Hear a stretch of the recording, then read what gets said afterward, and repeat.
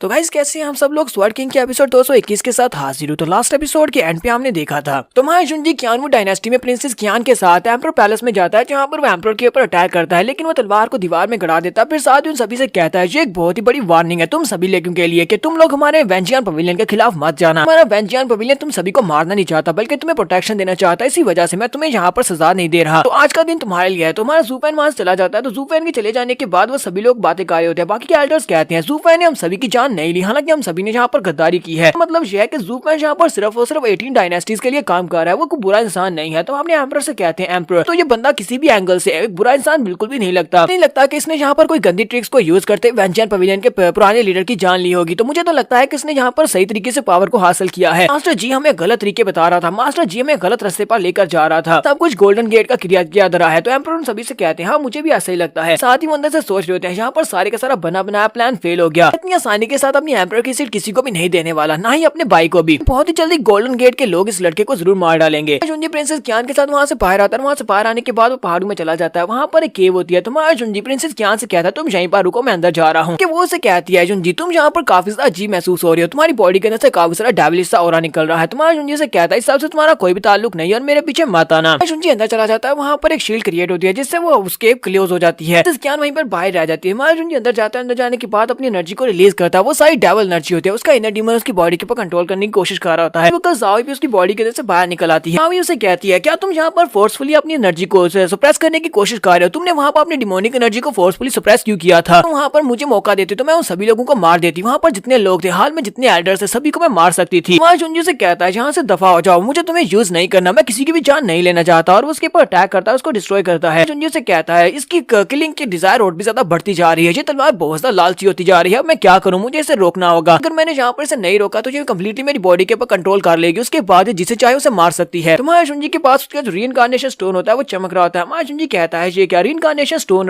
चमक रहा होता है, इसके अंदर से बहुत सारी डेडली एनर्जी निकल रही है, देखते हैं कि इसके अंदर क्या है। तुम्हारे जुंजी को वहाँ पर गोस्ट वुड के अंदर से एनर्जी महसूस हो रही है। तुम्हारा जुंजी अंदर जाता है और जाकर चेक करता है जो उसकी गोस्ट वुड वाली सैप्टर होती है उसके साथ बीस्ट वार मर्ज हो चुकी होती है। जुंजी इस बात से काफी हैरान होता है और कहता है इसके अंदर तो बीस्ट वार कंप्लीटली फ्यूज हो चुकी है, इस सैप्टर के अंदर से अपनी एक स्पिरिट निकल रही है। तुम्हारा जुंजी भी इस बात से बहुत ज्यादा खुश भी हो जाता है और कहता है इसका मतलब यह है कि मैंने अपना पर्सनल सुप्रीम एम्परर लेवल का वेपन क्रिएट कर लिया है। जुंजी उस वेपन को अपने हाथ में पकड़ता है और कहता है क्योंकि बीस्ट फायर के साथ मर्ज हो चुकी है, इसका मतलब यह है कि आज के पास इसका मास्टर मैं हूँ। जुंजी इस चैप्टर के ऊपर देखता है, उसके ऊपर रूट्स ऑफ सोल्स लिखा होता है। जुंजी कहता है इसके ऊपर तो इंस्क्रिप्शंस भी हैं, मतलब यह है कि इसके अंदर हम लोग बहुत सारी सोल्स को ट्रैप कर सकते हैं, बहुत सारी सोल्स इसके अंदर स्टोर हो सकती हैं। पर जो ब्लैक स्वर्ड है वो भी अपने अंदर सोल्स को स्टोर कर सकती है। इसका मतलब यह है कि जो दोनों ही एम्परर लेवल के वेपन्स एक दूसरे की बराबरी के हैं। कहता है तो मैं यहाँ पर सोच रहा था कि मैं ब्लैक स्वर्ड की लाल चूक कैसे मिटाऊं, वो मेरी बॉडी के ऊपर कंट्रोल करती जा रही है। अब मेरे पास उसके कंपैटिबल एक वेपन आ चुका है, मैं इसको यूज कर सकता हूँ, डार्क स्वर्ड के मुकाबले में मैं इसको यूज किया करूंगा। जुंजी इस बात से काफी ज्यादा खुश हो जाता है और कहता है वक्त आ चुका है, सबसे पहले मुझे हिमली डान पैलेस और गोल्डन गेट के साथ जाकर फाइट करना होगी और जाकर उनसे निमटना होगा। का सीन दिखाते हैं जहाँ पर प्रिंसेस क्यान अभी भी केव के बाहर इंतजार कर रही होती है और कहती है उसको अंदर गए हुए काफी सारा टाइम गुजर चुका है लेकिन वो अभी तक बाहर नहीं आया, पता नहीं क्या हुआ होगा, कहीं उसके साथ कुछ बुरा तो नहीं हुआ। प्रिंसेस क्यान वहाँ पर काफी ज्यादा परेशान होकर खड़ी होती है, जुंजी का इंतजार कर रही होती है। जबकि उसी वक्त पोर्टल हटता है और जुंजी बाहर निकलता है। प्रिंसेस क्यान कहती है तो फाइनली तुम बाहर आ ही गए, तुम्हें पता है कि मैं तुम्हारे लिए कितनी ज्यादा परेशान हो गई थी। जुंजी से कहता है मैं बिल्कुल ठीक हूँ, तुम्हें बिल्कुल परेशान होने की जरूरत नहीं है। जुंजी से कहता है मैं चाहता हूँ कि तुम अपने फादर और बाकी के जितने भी मेंबर्स हैं जो कि तुम्हारे फादर के साथ लॉयल है उन सभी को अपने साथ लेकर वेंजियन पवेलियन में चली जाओ।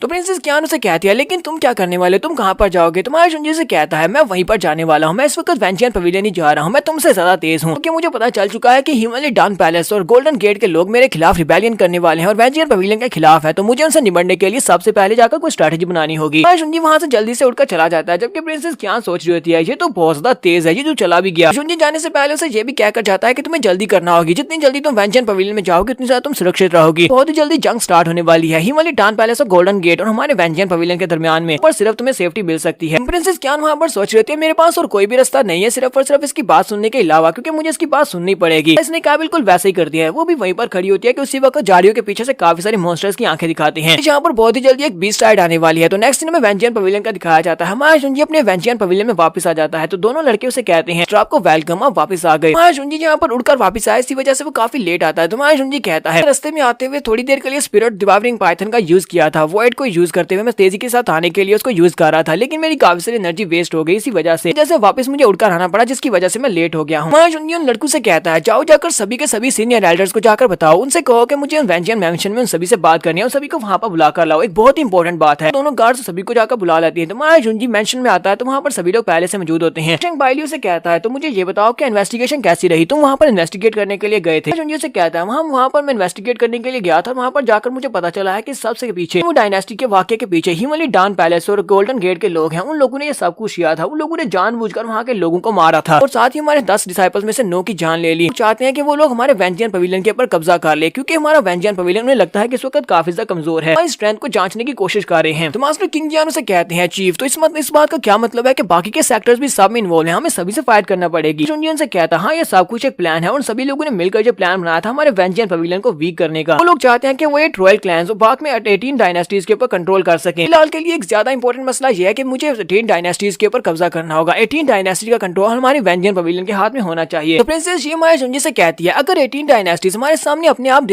सबमिट नहीं करती तो फिर हमारे लिए बहुत ज्यादा बुरा होगा, हम दोनों के दरमियान में वार में फंस जाएंगे। कुछ लोग उनका साथ देंगे, कुछ लोग हमारा साथ देंगे। तो हमारा जुंजी उन लोगों से कहता है मेरे पास टाइम बहुत ज्यादा कम है, हम लोग यहाँ पर बैठकर बातें नहीं कर सकते, हमें जल्दी से जल्दी कुछ ना कुछ करना होगा, हमें जल्दी से फाइट करना होगी। उसी वक्त एक स्टूडेंट भागता हुआ अंदर आता है और उनसे कहता है मास्टर एक बहुत ही बुरी खबर है। से कहता है तुम्हारी हिम्मत कैसे हुई यहाँ पर हमारी मीटिंग के बीच में आकर हम सभी को डिस्टर्ब करने की, तुम्हें पता नहीं है कि चीफ यहाँ पर एक मीटिंग कर रहे हैं, चलो जल्दी से यहाँ से दफा हो जाओ। गार्ड उनसे कहता है लेकिन मास्टर मेरी बात तो सुनिए, ये एक बहुत ही इंपॉर्टेंट बात है, मैं आपको यहाँ पर रिपोर्ट करने के लिए आया हूँ। 18 डायनेस्टीज में बहुत ही हॉरिबल मॉन्स्टर टाइड रिलीज हो चुकी है, सारे मॉन्स्टर्स ने अचानक से गाँव के ऊपर अटैक करना शुरू कर दिया है और बाकी के सभी लोग हैरान होते हैं और कहते हैं क्या एक बीस्ट टाइड आई है। उसे कहता है इस बात का क्या मतलब है, ये बताओ कि कौन सी डायनेस्टी में बीस्ट टाइड आई है। तो वो लड़का कहता है सारी की सारी डायनेस्टीज में 18 डायनेस्टीज में हर एक जगह के ऊपर बीस्ट टाइड है, मॉन्स्टर्स ने हर तरफ से अटैक किया है, सारे मॉन्स्टर्स विसर्ग हो चुके हैं, का स्केल बहुत ज्यादा है, लोकल आर्मीज उनको संभाल नहीं पा रही, लोकल आर्मीज अपने लोगों की रक्षा नहीं कर पा रहे। सभी लोग यहाँ पर से एक दूसरे गांव में भागकर जा रहे हैं ताकि अपनी जान बचा सकें। सभी लोग बात सुनने के बाद और भी हैरान हो रहे होते हैं। तो महाराज जी कहता है हमारी किस्मत तो काफी ज्यादा बुरी है लेकिन साथ ही काफी ज्यादा अच्छी भी है। के बाद एक दूसरा डिजास्टर हमारे सामने आता जा रहा है, हमें सारे के सारे डिजास्टर से निपटना होगा। जियो से कहती है लेकिन मास्टर हम लोग इस वक्त क्या करेंगे। जुनजी से कहता है ये हमारे लिए एक बहुत ही अच्छी अपॉर्चुनिटी साबित हो सकती है, हम लोग 18 डायनेस्टीज को दिखा सकते हैं कि हम लोग क्या कर सकते हैं। जियो से कहती है ये कैसी अपॉर्चुनिटी हो सकती है और हम उनको क्या दिखाएंगे। जुनजी से कहता है वेनियन सेक्टर का रोल क्या है, हमारा रोल 18 डायनेस्टीज के ऊपर कब्जा करना या रूल करना नहीं है बल्कि उन सभी को प्रोटेक्शन देना है। अगर हम लोग इस बीस्ट टाइड में उन लोगों को प्रोटेक्शन देते हैं तो हम लोग उनके दिल जीत सकते हैं और सारी डायनेस्टीज के ऊपर हमारा राज होगा।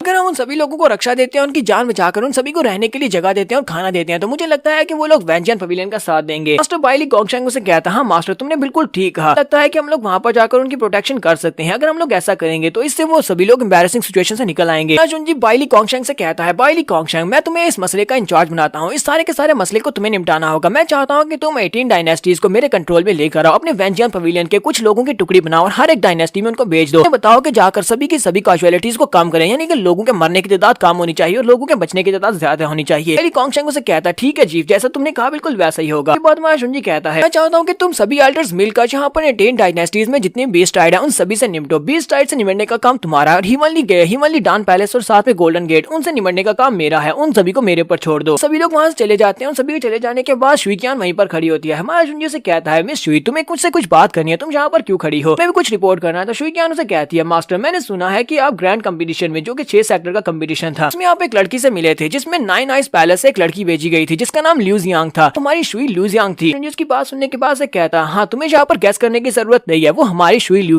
जियांग ही थी। शुई कियान उसकी बात सुनने के बाद हैरान होती है और कहती है तो फिर इस बात का क्या मतलब है, मेरी बहन इस वक्त कहाँ पर है। जुनजी से कहता है फिलहाल के लिए वो मेरे साथ बिल्कुल भी नहीं रह सकती, मैं जहाँ पर जो कुछ भी कर रहा हूँ सिर्फ और सिर्फ उसके लिए कर रहा हूँ ताकि मैं उसे अपने साथ वापस लेकर आ सकूँ, ये सब कुछ सिर्फ उसी के लिए है। तो शुई कियान उसकी बात सुनने के बाद रोना शुरू कर देती है और कहती है क्या तुम वाकई में ये सब कुछ सिर्फ और सिर्फ उसी के लिए कर रहे हो। जुनजी वहाँ से बाहर आता है, आसमान की तरफ देखता और कहता है जियांग हम दोनों ने उस रिवर के अंदर, उस सीक्रेट एरिया के रिवर के अंदर हम लोगों ने बैठकर डुअल कल्टीवेशन का रिचुअल परफॉर्म किया था। हम दोनों के माइंड एक दूसरे के साथ जुड़े हुए हैं, हम दोनों की सेंसेस एक दूसरे के साथ जुड़ी हुई हैं। इस वक्त महसूस हो रहा है कि तुम इस वक्त बहुत ज्यादा दर्द में हो, सिचुएशन को देख सकता हूँ, बहुत ही जल्दी मैं तुम्हारे पास आने वाला हूँ ताकि मैं तुम्हें बचा सकूंगा। यहीं से नेक्स्ट सीन में 9 आइस पैलेस का दिखाया जाता है। 9 आइस पैलेस के रूम के अंदर दिखाते हैं जहाँ पर शुई ल्यू जियांग को एक बड़े से आइस क्रिस्टल के अंदर जमा कर रखा गया होता है। शिकियान हान उसके सामने खड़ी होती है और उसे गालियां दे रही होती है और कहती है कमीनी कहेंगी तुमने मुझे बहुत ज्यादा दर्द दिया, वहाँ पर तुम्हारी वजह से मास्टर ने मुझे पनिश किया था क्योंकि तुम वहाँ पर खो गई थी, तुम्हारे अपनी बॉडी के पास कंट्रोल को खो दिया, उस कमीने लोड के साथ चली गई थी। तो देखते हैं कि अब तुम्हारा वो सारा कॉन्फिडेंट कहाँ पर चला गया जब वो लोड के साथ तुम्हारे पास कॉन्फिडेंट था। साथ ही ल्यू जियांग वहाँ पर अपनी आंखें खोलती है, वो आइस क्रिस्टल के अंदर अपनी आंखें खोलती है तो आइस क्रिस्टल टूट जाता है। ल्यू जियांग की पावर्स बहुत ज्यादा रिलीज हो रही होती है। तो शिकियान हान अपने हंटर के साथ उसके ऊपर अटैक करती है और कहती है चलो देखते हैं कि मेरी विप का मजा कैसा लगता है। ल्यू जियांग उसकी विप को अपने हाथ से पकड़ लेती है, उसकी विप को पकड़ने के बाद वो अपनी पावर्स को रिलीज करती देती है। कियान बहुत ज्यादा घबरा जाती है और कहती है इसकी पावर्स बहुत ज्यादा हो चुकी है, जो तो पहले से भी बहुत ज्यादा स्ट्रॉन्ग हो गई है कि अब मैं यहाँ पर मरने वाली हूँ, क्योंकि लिu जियांग अपने पास से आइस क्रिस्टल निकालती है और उसके ऊपर अटैक कर देती है। जैसे ही लिu जियांग उसके ऊपर अटैक करती है उसी वक्त उसके सामने एक बड़ी सी आइस शील्ड बन जाती है, जो कि मास्टर ने बनाई होती है। मास्टर सैली जी वहाँ पर आती है और उसको बचा लेती है और लिu जियांग से कहती है चलो बस बहुत हो गया, यहीं पर रुक जाओ, कि उसने लिu जियांग की बॉडी के ऊपर फिर से कंट्रोल कर लिया, इस वजह से वो उसे ऑर्डर दे सकती है। तो यहाँ पर हम लोग अपनी एपिसोड 221 का एंड करेंगे। एपिसोड की एक्सप्लेनेशन अच्छी लगी हो तो कमेंट करके जरूर बताइएगा। चैनल को सब्सक्राइब कर दें, वीडियो को लाइक और शेयर कर दें। शुक्रिया। तो गाइस कैसे हैं आप सब लोग। स्वर्ड किंग के एपिसोड 222 के साथ हाजिर हो। लास्ट एपिसोड के एंड पे हमने देखा था लिu जियांग का सीन दिखा रहे होते हैं, जहां पर लिu जियांग अपनी पावर्स के ऊपर से कंट्रोल खो देती है और जिकियान हान के ऊपर अटैक कर देती है। जबकि उसी वक्त वहां पर मास्टर सैली जी पहुंच जाती है और सैली जी अपनी पावर्स को यूज करते हुए जिकियान हान को अपनी पावर्स के साथ शील्ड बनाकर बचाती है और फिर साथ ही वो हमारी लिu जियांग से कहती है बस बहुत हो गया, यहीं पर रुक जाओ। तो लिu जियांग भी उसके ऑर्डर्स को फॉलो कर रही होती है। इस बार उसके माथे के ऊपर एक आइस का निशान होता है, जैसे कि मास्टर सैली जी ने किसी नए मेथड को यूज करते हुए दोबारा से हमारी लिu जियांग को अपने कंट्रोल में कर लिया, अपने वश में कर लिया है। जिकियान हान उसे कहती है मास्टर आपका बहुत बहुत शुक्रिया, आपने मेरी जान बचा ली। तो उसकी मास्टर सैली जी उसे कहती है क्या तुम्हें पता नहीं है कि इसकी बॉडी के अंदर 9 आइस वेन्स हैं, इसका मतलब यह है कि ये हम सभी में से सबसे ज्यादा पावरफुल है। जब ये अपनी बॉडी के ऊपर से कंट्रोल खो देती है तो ये बहुत ज्यादा स्ट्रॉन्ग बन जाती है। मास्टर सैली जी सोच रही होती है हालांकि मैंने इस लड़की की बॉडी के अंदर से ज्यादातर इमोशंस को निकाल दिया है, लेकिन इसका दिल अभी भी यहाँ पर किसी चीज में अटका हुआ है, जिसकी वजह से अपनी कल्टिवेशन को तेजी से आगे नहीं बढ़ा पा रही। मुझे लगता है कि इसको फुली कंट्रोल करने के लिए मुझे कुछ ना कुछ और करना पड़ेगा, तभी जाकर अपने फुल स्किल्स को यूज कर पाएगी। फिर मास्टर सैली वहां से पीछे की तरफ मुड़ जाती है और लिu जियांग से कहती है तुम यहीं पर रहोगे इसी आइस के अंदर। फिर से वो अपनी आइस को यूज करते हुए उसको फिर से आइस के अंदर कवर कर देती है। इसे नेक्स्ट सीन में क्यानफेंग डायनेस्टी का दिखाया जाता है। क्यानफेंग डायनेस्टी में क्यानफेंग सिटी को दिखाते हैं, जहां पर हमारा जाओ चू अपने साथ अपने कुछ डिसाइपल्स को लेकर वहां पर पहुंचता है और कहते हैं ये हमारा क्यानफेंग सिटी है और हमें यहाँ पर डायनेस्टी के क्यानफेंग सिटी के ऊपर कब्जा करना है। हमारे मास्टर ने जो ऑर्डर्स दिए हैं उसके मुताबिक हमें इस सिटी के ऊपर कब्जा करना होगा। यहाँ पर मॉन्स्टर्स ने अटैक किया है। उस गाँव के लोगों को दिखाते हैं कि जो लोग मॉन्स्टर्स का मुकाबला कर रहे होते हैं वो सभी लोग कहते हैं चलो जल्दी से यहाँ पर आ जाओ, सभी लोगों को मिलकर मॉन्स्टर्स का मुकाबला करना होगा, क्योंकि बीस्ट टाइड आई हुई है, इसी वजह से हर तरफ से मॉन्स्टर्स उनके ऊपर अटैक कर रहे हैं। सभी लोग जो बचे कुछ मर्द बचे होते हैं वो उनसे फाइट कर रहे होते हैं और उनको रोकने की कोशिश कर रहे होते हैं, जबकि बच्चे और बुजुर्ग उनके पीछे होते हैं। उन्होंने सामने घेरा बनाया होता है, लेकिन मॉन्स्टर्स काफी ज्यादा पावरफुल होते हैं। तो मॉन्स्टर्स की पावर्स ज्यादा होती हैं, जिसकी वजह से वो उनकी बाड़ें तोड़कर अंदर की तरफ आना स्टार्ट करते हैं। तो वो लोग कहते हैं अब हम लोग क्या करें, इन्होंने तो हमारी बाड़ों को भी तोड़ दिया, सामने रखे हुए पत्थरों की दीवार को भी तोड़ दिया। क्यानफेंग सिटी में आग लगी होती है, सभी मॉन्स्टर्स अंदर घुस चुके होते हैं। सभी लोग सोच रहे होते हैं अब हम लोग क्या करेंगे, हमारा क्यानफेंग सिटी तो अब बर्बाद होने वाला है। बुजुर्ग और बच्चे जो कि पीछे छुपे होते हैं वो लोग कहते हैं अब हम लोग मरने वाले हैं, क्योंकि लास्ट डिफेंस ऑफ लाइन भी टूट चुकी है। वक्त उन मॉन्स्टर्स के ऊपर से अटैक होता है, सभी मॉन्स्टर्स वहां पर मरना शुरू हो जाते हैं। ये देखकर वो सभी लोग हैरान होते हैं और कहते हैं अब यहाँ पर कौन आ गया जो कि इन मॉन्स्टर्स को मार रहा है। ताऊ चू ने वहां पर सेवन स्वॉर्ड फॉर्मेशन को एक्टिवेट किया होता है अपने सारे डिसाइपल्स की मदद से। सेवन स्वॉर्ड फॉर्मेशन की मदद से उन सारे मॉन्स्टर्स के ऊपर अटैक करते हैं। वो उनसे कहते हैं हम सभी लोग वेंजियन पवेलियन से यहाँ पर आए हैं और तुम सभी लोगों की मदद करने के लिए। जिसे हम लोग अपनी स्वॉर्ड फॉर्मेशन को एक्टिवेट करते हैं। अपनी स्वॉर्ड फॉर्मेशन को एक्टिवेट करने के बाद एनर्जी स्वर्ड्स के साथ उन सभी मॉन्स्टर्स के ऊपर अटैक करते हैं। वो बहुत ज्यादा खुश हो जाते हैं और कहते हैं हम सभी लोग तो बच गए, इन लोगों ने हमारी जान बचा ली है। तो जाओ चू उन सभी मॉन्स्टर्स को मारने के बाद आगे बढ़ता है और उन लोगों से कहता है मुझे बताओ कि तुम्हारा मास्टर कहाँ पर है, सॉरी तुम्हारा एम्परर कहाँ पर है। लोगों में से एक मोटा सा बंदा आगे बढ़ता है और उसे कहता है आखिर तुम कौन हो। तो जाओ चू अपने बारे में से बताता है। उसे कहता है मेरा नाम जाओ चू है, यहाँ पर वेंजियन पवेलियन के बिहार पर आया हूँ। वेंजियन पवेलियन के नेम मास्टर ने आप सभी लोगों के ऊपर अपनी डोमिनियन को साबित करने के लिए हमें यहाँ पर भेजा है। जैसे मैं तुम्हारे एम्परर से बात करना चाहता हूँ, मुझे बताओ कि तुम्हारा एम्परर कहाँ पर है। मोटा आदमी उसे कहता है 20 टाइम स्टार्ट होते ही एम्परर यहाँ पर मारा गया उन मॉन्स्टर्स के हाथों से, इसी वजह से एम्परर अब यहाँ पर नहीं है और इन सभी सिटीजन्स की तरफ से मैं यहाँ पर तुम्हारे साथ बात करने वाला हूँ। यहाँ पर मैं पावर में और मैं इनका इंचार्ज हूँ। उसे कहता है तो तुमने यहाँ पर पावर को ओवरटेक किया और यहाँ पर इस बात का ये मतलब है कि तुम हमारी ऑफर को रिफ्यूज करने वाले हो। जाओ सोच रहा होता है ये बंदा इसे देखकर लगता है कि ये लालची इंसान है, तुमसे कुछ ना कुछ पैसे एड़ना चाहता है, इससे तो यहाँ पर जनता की बिल्कुल परवाह नहीं है। मोटा आदमी वाकई में काफी ज्यादा लालची होता है। वो उसे कहता कर तुम वाकई में मेरे हाथ से ये सारी पावर चाहते हो और क्यानफेंग सिटी का कंट्रोल चाहते हो तो मुझे कुछ देना होगा। तुम्हारा आर्मर काफी ज्यादा अच्छा है, क्या तुम ये शाइनिंग आर्मर मुझे दे सकते हो। इसी के साथ ही वो अपने लोगों से कहता है चलो जल्दी से आगे बढ़ो, इनको मार डालो। तो उसके पास उसके जो लोग होते हैं उसके बात सुनने के बाद उसके ऊपर अटैक करने के लिए आगे बढ़ते हैं, लेकिन जाओ चू बहुत ज्यादा स्ट्रॉन्ग होता है। वो बड़ी स्पीड से आगे बढ़ता है, सभी को मारकर आगे बढ़ाता है। मोटा आदमी भी काफी ज्यादा हैरान हो जाता है और काफी ज्यादा घबरा जाता है और कहता है आखिर तुम हो कौन और तुम यहाँ पर कर क्या रहे हो, क्या तुम हम सभी को मारने के लिए यहाँ पर आए हो। जाओ चू अपनी पावर्स को यूज करते हुए उस मोटे आदमी के ऊपर भी स्लैश लगाता है और उसकी बॉडी को भी काट देता है और उसको मार देता है। उसे कहता है तुम्हें ये जानने की जरूरत नहीं है क्योंकि तुम मरने वाले हो, तुम्हें ये जानने की जरूरत नहीं हम लोग क्यों हैं। ये गाँव वाले बहुत ज्यादा डर जाते हैं और कहते हैं क्या तुम हम सभी को यहाँ पर मार डालोगे। तुम्हारा जाओ चू उनसे कहता है नहीं नहीं हम तुम्हें मारने मारने के लिए नहीं आए, तो यहाँ पर तुम्हें प्रोटेक्ट करने के लिए आए हैं। वेंचियन पवेलियन के नए लॉर्ड ने हमें यहाँ पर भेजा था ताकि हम लोग बीस्ट टाइड को हराकर तुम सभी लोगों को सेफ रख सकें। इससे तुम सभी लोग यहाँ पर बिल्कुल सेफ हो। में से जितने भी बूढ़े बुजुर्ग और बच्चे हैं वो सभी लोग इस सिटी के डेप्थ में चले जाओ, वहाँ पर जाकर तुम लोग सेफ रहोगे। जब लोग जितने भी मैन हैं जो कि सही हैं और फाइट कर सकते हैं वो सभी लोग हमारे साथ यहाँ पर रुकेंगे, मॉन्स्टर्स को रोकने में हमारी मदद करेंगे, क्योंकि हमारा वेंचियन पवेलियन तुम्हारे सेक्टर को कभी बर्बाद होने नहीं देगा। तो वो सभी लोग बहुत ज्यादा खुश हो जाते हैं और वेंचियन पवेलियन के नाम के नारे लगा रहे होते हैं। नेक्स्ट सीन हमारे जुंजी का दिखाया जाता है जो कि वेंचियन माउंटेन के ऊपर खड़ा होता है। वहाँ पर खड़े होकर वो अपने पास से अपने सोल सेप्टर को निकालता है और मरने वाले मॉन्स्टर्स की सोल्स को एब्जॉर्ब कर रहा होता है। हमारा जुंजी कहता है मेरी पास्ट लाइफ में तब भी बीस्ट टाइड आई थी, लेकिन वो काफी ज्यादा टाइम में आगे आई थी, ये तो बहुत ही जल्दी आ गई है। वक्त भी 18 डायनेस्टीज में हर एक जगह के ऊपर बीस्ट टाइड आई थी। हमारा जुंजी कहता है हालांकि लास्ट टाइम के मुकाबले में इसका स्केल ज्यादा बड़ा नहीं है, यानी मॉन्स्टर्स काफी ज्यादा कम है और उसे आसानी से रोक दिया गया है, लेकिन इस बार बहुत ज्यादा कैजुअलिटीज हुई है, यानी कि मौतें बहुत ज्यादा हुई हैं। जुंजी वहाँ पर उन सारी की सारी सोल्स को अपने सोल सेप्टर के अंदर एब्जॉर्ब कर रहा होता है। जुंजी कहता है लेकिन अगर मैंने जहाँ पर 18 डायनेस्टीज के ऊपर कंट्रोल कर लिया, सारी की सारी 18 डायनेस्टीज के सारे रिसोर्सेज मेरे हो जाएंगे। हमारा जुंजी अपने पास से अपने स्नेक को निकालता है और उसे कहता है तो क्या तुमने रेस्ट कर ली? तो वो उसे कहता है हाँ मैंने कर ली। फिर वो साइज में बड़ा जाता है। तुम्हारा जुंजी उसे कहता है मैं जहाँ पर तुम्हारे इंतजार कर रहा था, क्योंकि तुम वॉइड में स्पेस में ट्रैवल कर सकते हो, इसी वजह से चलो जल्दी से एंशियंट स्टार सेक्टर में चलते हैं। हमारा जुंजी अपने स्नेक के ऊपर बैठकर एंशियंट स्टार सेक्टर की तरफ निकल पड़ता है। एक सीन में होली स्टार सिटी का दिखाया जाता है जहाँ पर भी लोग मॉन्स्टर से फाइट कर रहे होते हैं। जुंजी इन सभी मॉन्स्टर्स की फाइट को इग्नोर करते हुए अपने मदर और फादर से मिलने के लिए एंशियंट स्टार सेक्टर में पहुंचता है, जहाँ पर उसने अपनी मदर को इंचार्ज बनाया था। तो उसके फादर भी वहीं पर होते हैं। वो उसे कहते हैं तो बेटा तुम यहाँ पर क्या करने के लिए आए हो? क्या तुम हमसे मिलने के लिए आए हो या फिर तुम किसी जरूरी काम से आए हो? जुंजी उसे कहता है फादर मदर मुझे आप लोगों से कुछ चाहिए, करता हूँ कि आप मेरी मदद जरूर करेंगे। मुझे कुछ अर्सा के लिए आपकी ये टेरिटरी चाहिए। मैं आपके राज को यहाँ पर कैंसिल करके अपनी हुकूमत यहाँ पर करना चाहता हूँ कि मुझे एंशियंट स्टार सेक्टर और 8 एंशियंट सिटीज उन सभी के ऊपर कंट्रोल करना है। तो उसकी मदर उसे कहती हैं क्या तुम वाकई में ये सब कुछ करना चाहते हो? लगता है कि तुम किसी मुश्किल में हो, तुम्हें हमारे ट्रूप्स की जरूरत है तो हम तुम्हारी मदद कर सकते हैं। जुंजी कहता है नहीं मुझे आपके ट्रूप्स की जरूरत नहीं है, बस इन 8 बड़े शहरों और एंशियंट स्टार सेक्टर इन सभी के ऊपर कंट्रोल करना है ताकि मैं इनके रिसोर्सेज को यूज कर सकूं। मैं चाहता हूँ कि जितनी जल्दी हो सके मेरे पास बहुत सारे रिसोर्सेज होने चाहिए और रिसोर्सेज के साथ साथ मुझे डार्क पिच स्वर्ड से कहना होगा कि मरने वाले बहुत ही पावरफुल कल्टिवेटर्स उनकी सोल्स को भी एब्जॉर्ब कर ले ताकि वो मेरे पास स्वर्ड स्लेव बन सके। मदर आगे बढ़ती है और उसका हाथ पकड़कर उसे कहती है मैंने और तुम्हारे फादर ने आपस में बात कर लिया, ठीक है तुम ये टेरिटरी ले सकते हो, 8 सिटीज भी तुम्हारे हैं, ये सब कुछ तुम्हारा दिया हुआ है, दोनों की जान तुमने बचाई है। अगर तुम नहीं होते तो हम दोनों एक साथ नहीं होते, सब कुछ तुम्हारा ही है, तुम इन सभी का कंट्रोल ले सकते हो। तो जुंजी अपनी माम से कहता है ठीक है मामा आपका बहुत बहुत शुक्रिया। बाद में जुंजी वहाँ से बाहर की तरफ निकल पड़ता है। जुंजी 8 एंशियंट सिटीज में से एक एंशियंट सिटी की तरफ जाता है और कहता है ये भी 18 एंशियंट सिटीज में से एक है, एंशियंट स्टार सेक्टर के अंडर कंट्रोल में आता है, पर भी काफी सारे रिसोर्सेज हैं। अगर मैंने इनके सारे रिसोर्सेज को यूज कर लिया तो फिर मैं अपने स्वर्ड के अपनी डार्क पिच स्वर्ड से स्वर्ड स्लेव बनवाने में मदद ले सकता हूँ। जुंजी चलता हुआ जा रहा था तो उसी वक्त एक लड़का पीछे अपने घोड़े के ऊपर बैठकर उसी तरफ आ रहा था। उसके हाथ में उसका हंटर होता है। जुंजी उसके रास्ते में होता है। वो अपने हंटर को चलाते हुए उसके ऊपर अटैक करता है और कहता है रास्ते से दूर हटो।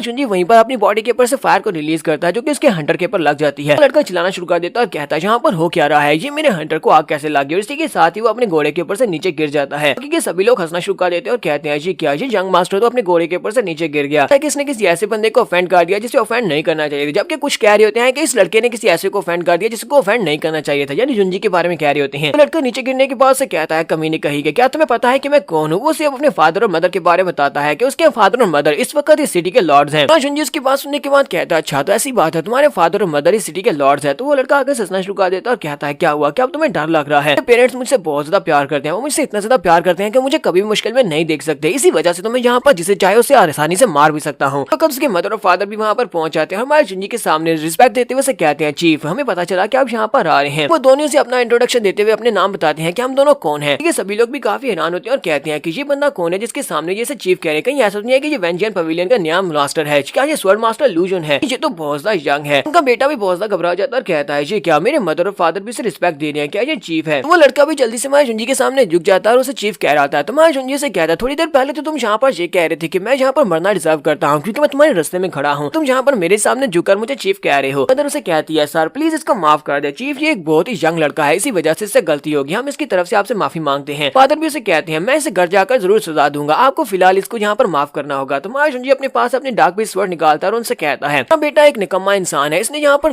ना सिर्फ यहाँ पर ये क्राइम किया यानी कि रास्ते में मेरे पर अटैक कर रहा था जबकि मैं रास्ते से गुजर कर जा रहा था, ये एक बहुत ही एरोगेंट और एरोगेंस वाला बंदा है। ऊपर से बीस्ट टाइड के वक्त जहाँ पर सभी लोग अपनी जान बचाने के लिए मॉन्स्टर से फाइट कर रहे थे तब भी इसने फाइट में हिस्सा नहीं लिया। मैं अगर यहाँ पर इसका फैसला करूँ तो ये यहाँ पर डिजर्व करता है कि इसकी जान ली जाए, इसको मार दिया जाए। वो बहुत ज्यादा घबरा जाता है, पीछे की तरफ गिरकर चिल्लाना शुरू कर देता है। मदर बेहोश हो जाती है। फादर से कहता है जी प्लीज ऐसा मत करें, इसके साथ ऐसा नहीं कर सकते, आप इसको जान से मत मारें। बाकी के सभी गाँव वाले वहाँ पर चिल्लाना शुरू कर देते हैं और कहते हैं आप बिल्कुल ठीक कह रहे हैं, चीफ ने बिल्कुल ठीक कहा, ये बंदा बहुत ज्यादा रफ है, ये बहुत ज्यादा एरोगेंट है, हमेशा ऐसा ही करता है, गली में आज जैसे चाहता है वैसे आता है, जिसको चाहता है उसे छेड़ता है, जिसको मारना चाहता है उसे मारता है, क्योंकि इसका फादर और उसकी मदर सिटी लॉर्ड्स हैं। जैसा कि चीफ ने कहा हम लोग इस सजा से बिल्कुल सहमत है, इसको एग्जीक्यूट किया जाए, यानी कि इसको मार दिया जाए। तो मास्टर हमारे जुनजुन की बातें सुनने के बाद चीफ डॉनफेंग से कहता है क्या तुमने सुना कि ये सभी लोग तुम्हारे बारे में क्या बात कर रहे हैं? हमें लगता है कि ये सभी लोग यहाँ पर इस तरह की बात क्यों कर रहे हैं कि तुम एक बहुत ही एरोगेंट इंसान हो, तुमने इन सभी के साथ कभी भी अच्छा नहीं किया, और जब इन सभी लोगों को यहाँ पर मौका मिला है ये तुम्हें मरवाना चाहते हैं, क्योंकि ये हमेशा से तुम्हारे खिलाफ गुस्सा रखते थे। जुनजी अपनी तलवार को उठाता है और उसके पास ग्राउंड के ऊपर पटाख के मारता है, जिससे वो और भी ज्यादा घबरा जाता है। हमारे जुनजी से कहता है तुम्हारी मदर और तुम्हारे फादर ने सिटी को अच्छे से गवर्न नहीं किया, जिसकी वजह से ये सिटी काफी ज्यादा खराब हो चुका है। जुनजी उन दोनों को वहाँ से बर्खास्त कर देता है। हमारे जुनजी उन दोनों को सिटी लॉर्ड की गद्दी के ऊपर से हटा देता है और उनसे कहता है तुम दोनों सेक्लूडेड लैंड में जाओगे, अपने बेटे को भी अपने साथ ले जाओ, तुम्हारी यही सजा है, तुम लोग यहाँ पर रुके तो फिर तुम्हारे बेटे को यहाँ पर मरना पड़ेगा। तो वो दोनों ही बहुत ज्यादा हैरान होते हैं और कहते हैं लेकिन आप ऐसा कैसे कर सकते हैं? जुनजी कहता है आज के बाद से अरे इस पूरे सिटी का सिर्फ और सिर्फ एक ही रूलर होगा और वो मैं हूँ, मैं इस सिटी का नया रूलर बनूंगा। तो वो सभी लोग इस बात से बहुत ज्यादा खुश हो जाते हैं और कहते हैं तो आज में हमारा नया रूलर मिल चुका है, जो हमारा नया सिटी लॉर्ड है, चीफ हमारे नए सिटी लॉर्ड बनेंगे। यहाँ पर हम लोग अपनी एपिसोड 222 का एंड करेंगे। एपिसोड की एक्सप्लेनेशन अच्छी लगी हो तो कमेंट करके जरूर बताइएगा, चैनल को सब्सक्राइब कर दे, वीडियो को लाइक और शेयर कर दें, शुक्रिया।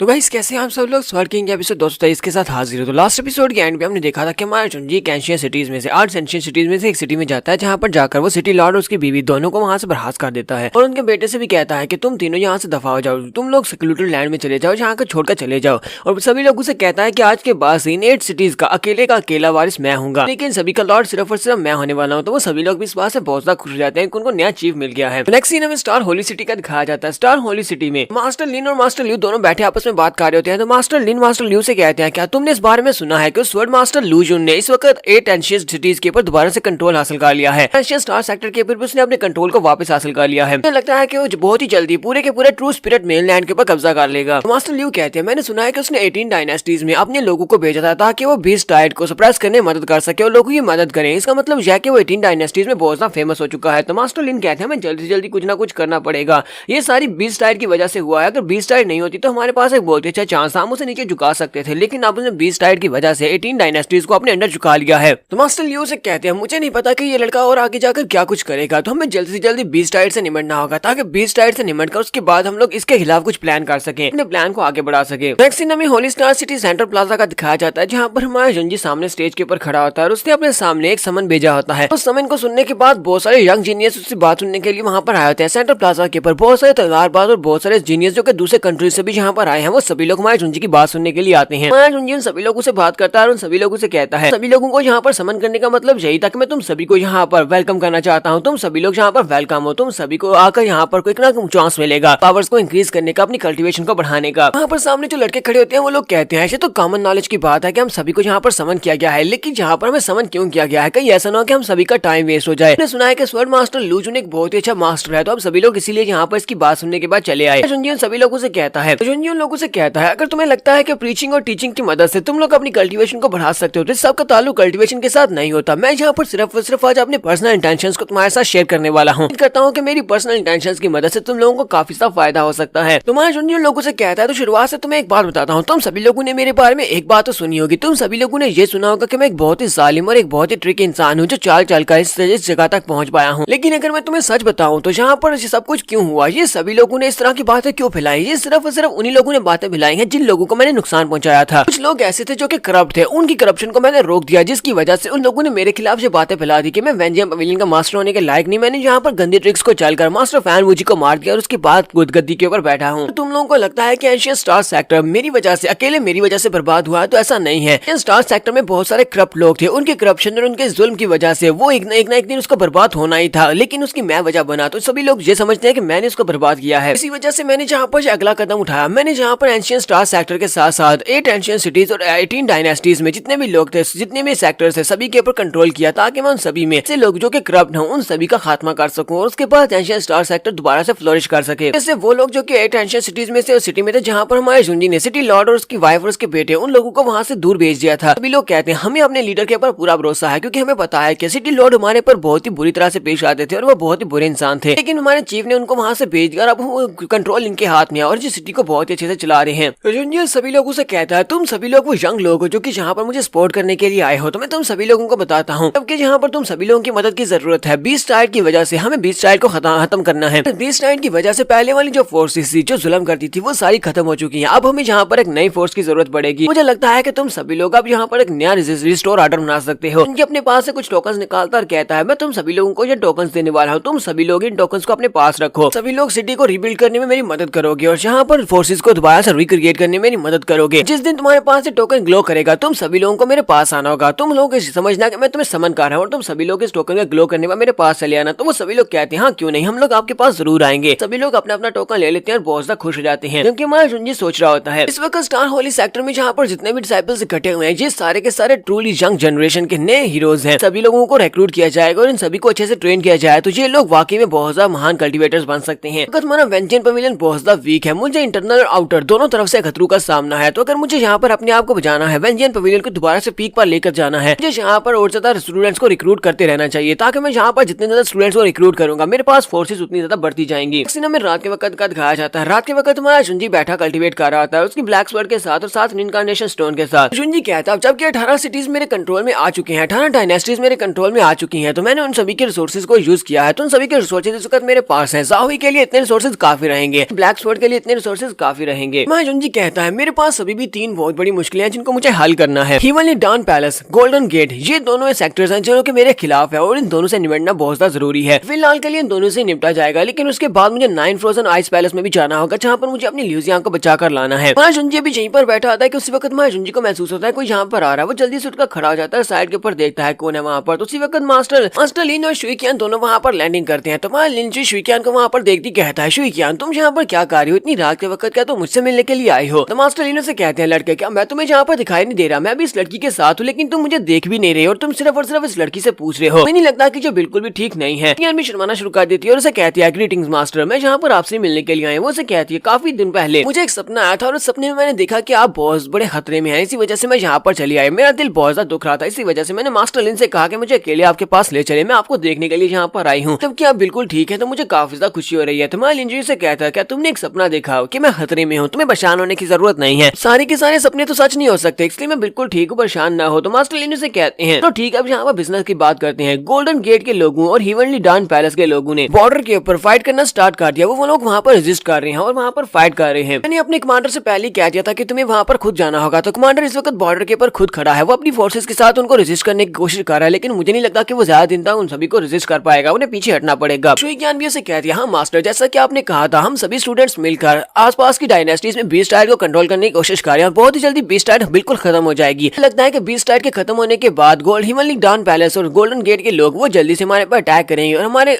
बॉर्डर के एरिया के ऊपर कब्जा कर लेंगे। जुंजिन से कहता हाँ मुझे ये बात तो अच्छी तरह से पता थी कि बीस्ट टाइड के खत्म होने तक वो लोग इंतजार नहीं करेंगे। अभी बीस्ट टाइड खत्म नहीं हो रहा, उन लोगों ने बॉर्डर के ऊपर मसला क्रिएट करना भी शुरू कर दिया है। हमारे पास एक और चीज है जिसका हमें सामना करना पड़ रहा है। वो शुइकियान से कहता है शुइकियान तुमने भी बात नोटिस की होगी कि 18 डायनेस्टीज में जहाँ पर हमारा कंट्रोल हो चुका है, लेकिन वहाँ पर भी कुछ लोग ऐसे हैं जो कि रिबेल करने की कोशिश कर रहे हैं। तो शुइकियान उसे कहती है हाँ मास्टर, ये बात वाकई में सच है कि 18 डायनेस्टीज में जैसे जैसे बीस्ट टाइड खत्म होती जा रही है, जब बीस्ट टाइड थी तो लोगों को हमारी जरूरत थी और हम लोगों ने उनकी मदद भी की, लेकिन अब 18 डायनेस्टीज में से काफी सारे ऐसे लोग हैं जो कि हमारे खिलाफ जा रहे हैं। मुझे लगता है कि अब उन्हें हमारी प्रोटेक्शन की जरूरत नहीं है। पहले वो सभी लोग हमारे वेंजियन सेक्टर की रिस्पेक्ट कर रहे थे जब हम उनकी मदद कर रहे थे, लेकिन अब उनमें से कोई भी हमारे वेंजियन सेक्टर की रिस्पेक्ट नहीं कर रहा। तुम्हारे जुंजिन से कहता हाँ मैंने बिल्कुल ऐसे ही एक्सपेक्ट किया था, इसी वजह से मैंने पहले से बंदोबस्त करके रखा हुआ है। मुझे लगता है कि सिर्फ 3 दिन में उनके ये सारे के सारे अच्छे दिन खत्म हो जाएंगे जो भी ये करने की कोशिश कर रहे हैं, जो कि ये रिबेल करने की कोशिश कर रहे हैं। ये अपने पास अपने सोल सेक्टर को निकालता है और उनसे कहता है मेरे साथ आओ, मैं तुम्हें दिखाता हूँ कि मैंने लास्ट टाइम जब यहाँ पर एक समनिंग भेजी थी तो उस वक्त मैंने यहाँ पर क्या हासिल किया है, मैं उसमें उसके रिजल्ट दिखाता हूँ। लोगों से कहते हैं तुम यहाँ पर क्या दिखाने वाले हो। जुंजी वहाँ पर खड़े होकर अपने सोल सेक्टर को रिंग करता है तो उसके अंदर से रोशनी निकलती है। जुंजी ने जिन बच्चों को टोकन दिए थे उनके पास जो टोकन होते हैं वो चमकना शुरू हो जाते हैं। वो सभी लोग कहते हैं लगता है कि मास्टर में समन कर रहे हैं, लीडर हमें समन कर रहे हैं, तो जल्दी से हमें जाना होगा। सभी लोग कहते हैं लगता है हमारा टाइम आ चुका है, मास्टर ने कहा था कि बहुत जल्दी हमारा टाइम आएगा, अब हमारी यंग जनरेशन का टाइम है, हमारे पास एक अपॉर्चुनिटी है, चलो जल्दी से चलते हैं। तो एक दूसरा लड़का उनसे कहता है हाँ क्यों नहीं, हमें जल्दी से जल्दी वहाँ पर जाना होगा। मास्टर ने हमें यहाँ पर बताया था कि हम लोग यहाँ पर बहुत कुछ सीख सकते हैं। हम लोग यहाँ पर हो सकता है कि हमें कोई अच्छा मास्टर मिल जाए, वहाँ पर हमें एक बहुत अच्छा मास्टर मिले, हो सकता है कि स्वord मास्टर लूजन खुद हमें सिखाएं। चलो जल्दी से चलते हैं। तो वो सभी लोग वहाँ रेडी हो जाते हैं वहाँ से जाने के लिए। संजय शुइकियानो मास्टर लिन के साथ खड़ा होता है। वो लोग सामने की तरफ देखते हैं तो आसमान के ऊपर बहुत सारे स्टूडेंट्स आ जाते हैं। ये सभी के सभी हमारे जुंजी के समन किए हुए लड़के होते हैं। हमारे जुंजी कहता है चलो देखो ये हमारे वेंजियन सेक्टर का नया फ्यूचर है। तो सभी लोग हमारे जुंजी के सामने आकर लैंडिंग करते हैं और उसे कहते हैं लीडर बताएं आपकी क्या कमांड है, आपने हमें यहाँ पर क्यों समन किया, हमें क्या करना है। जुंजी सभी लोगों को वेलकम कहता है और साथ ही उन सभी से कहता है मैं चाहता हूँ कि तुम सभी लोग आज के बाद से अपने आप को स्टार गार्ड्स करो, तुम सभी लोग मुझे इस वार में ज्वाइन करने वाले हो। तुम लोग 18 डायनेस्टीज और साथ में इंपीरियल डायनेस्टीज के साथ वार को चालू करने वाले हैं, तुम सभी लोग इसमें मेरा साथ दोगे। फातिमा जुंजी कहता है तुम सभी लोग बताओ 18 डायनेस्टीज और साथ में इंपीरियल डायनेस्टी के बारे में तुम्हारा क्या ख्याल है, तुम्हारी अपनी सोच क्या है। तो उनमें से एक लड़का आगे बढ़ता है और उसे कहता है मास्टर मेरा नाम हान फैन शू है, मुझे यहाँ पर आपसे कुछ कहना है। मुझे पता चला है कि हीवली डान पैलेस और गोल्डन गेट के लोग बहुत ही जल्दी हमारे पर अटैक करने के लिए आने वाले हैं। तो मेरी सजेशन यहाँ पर ये होगी कि हम सभी को मिलकर आपस में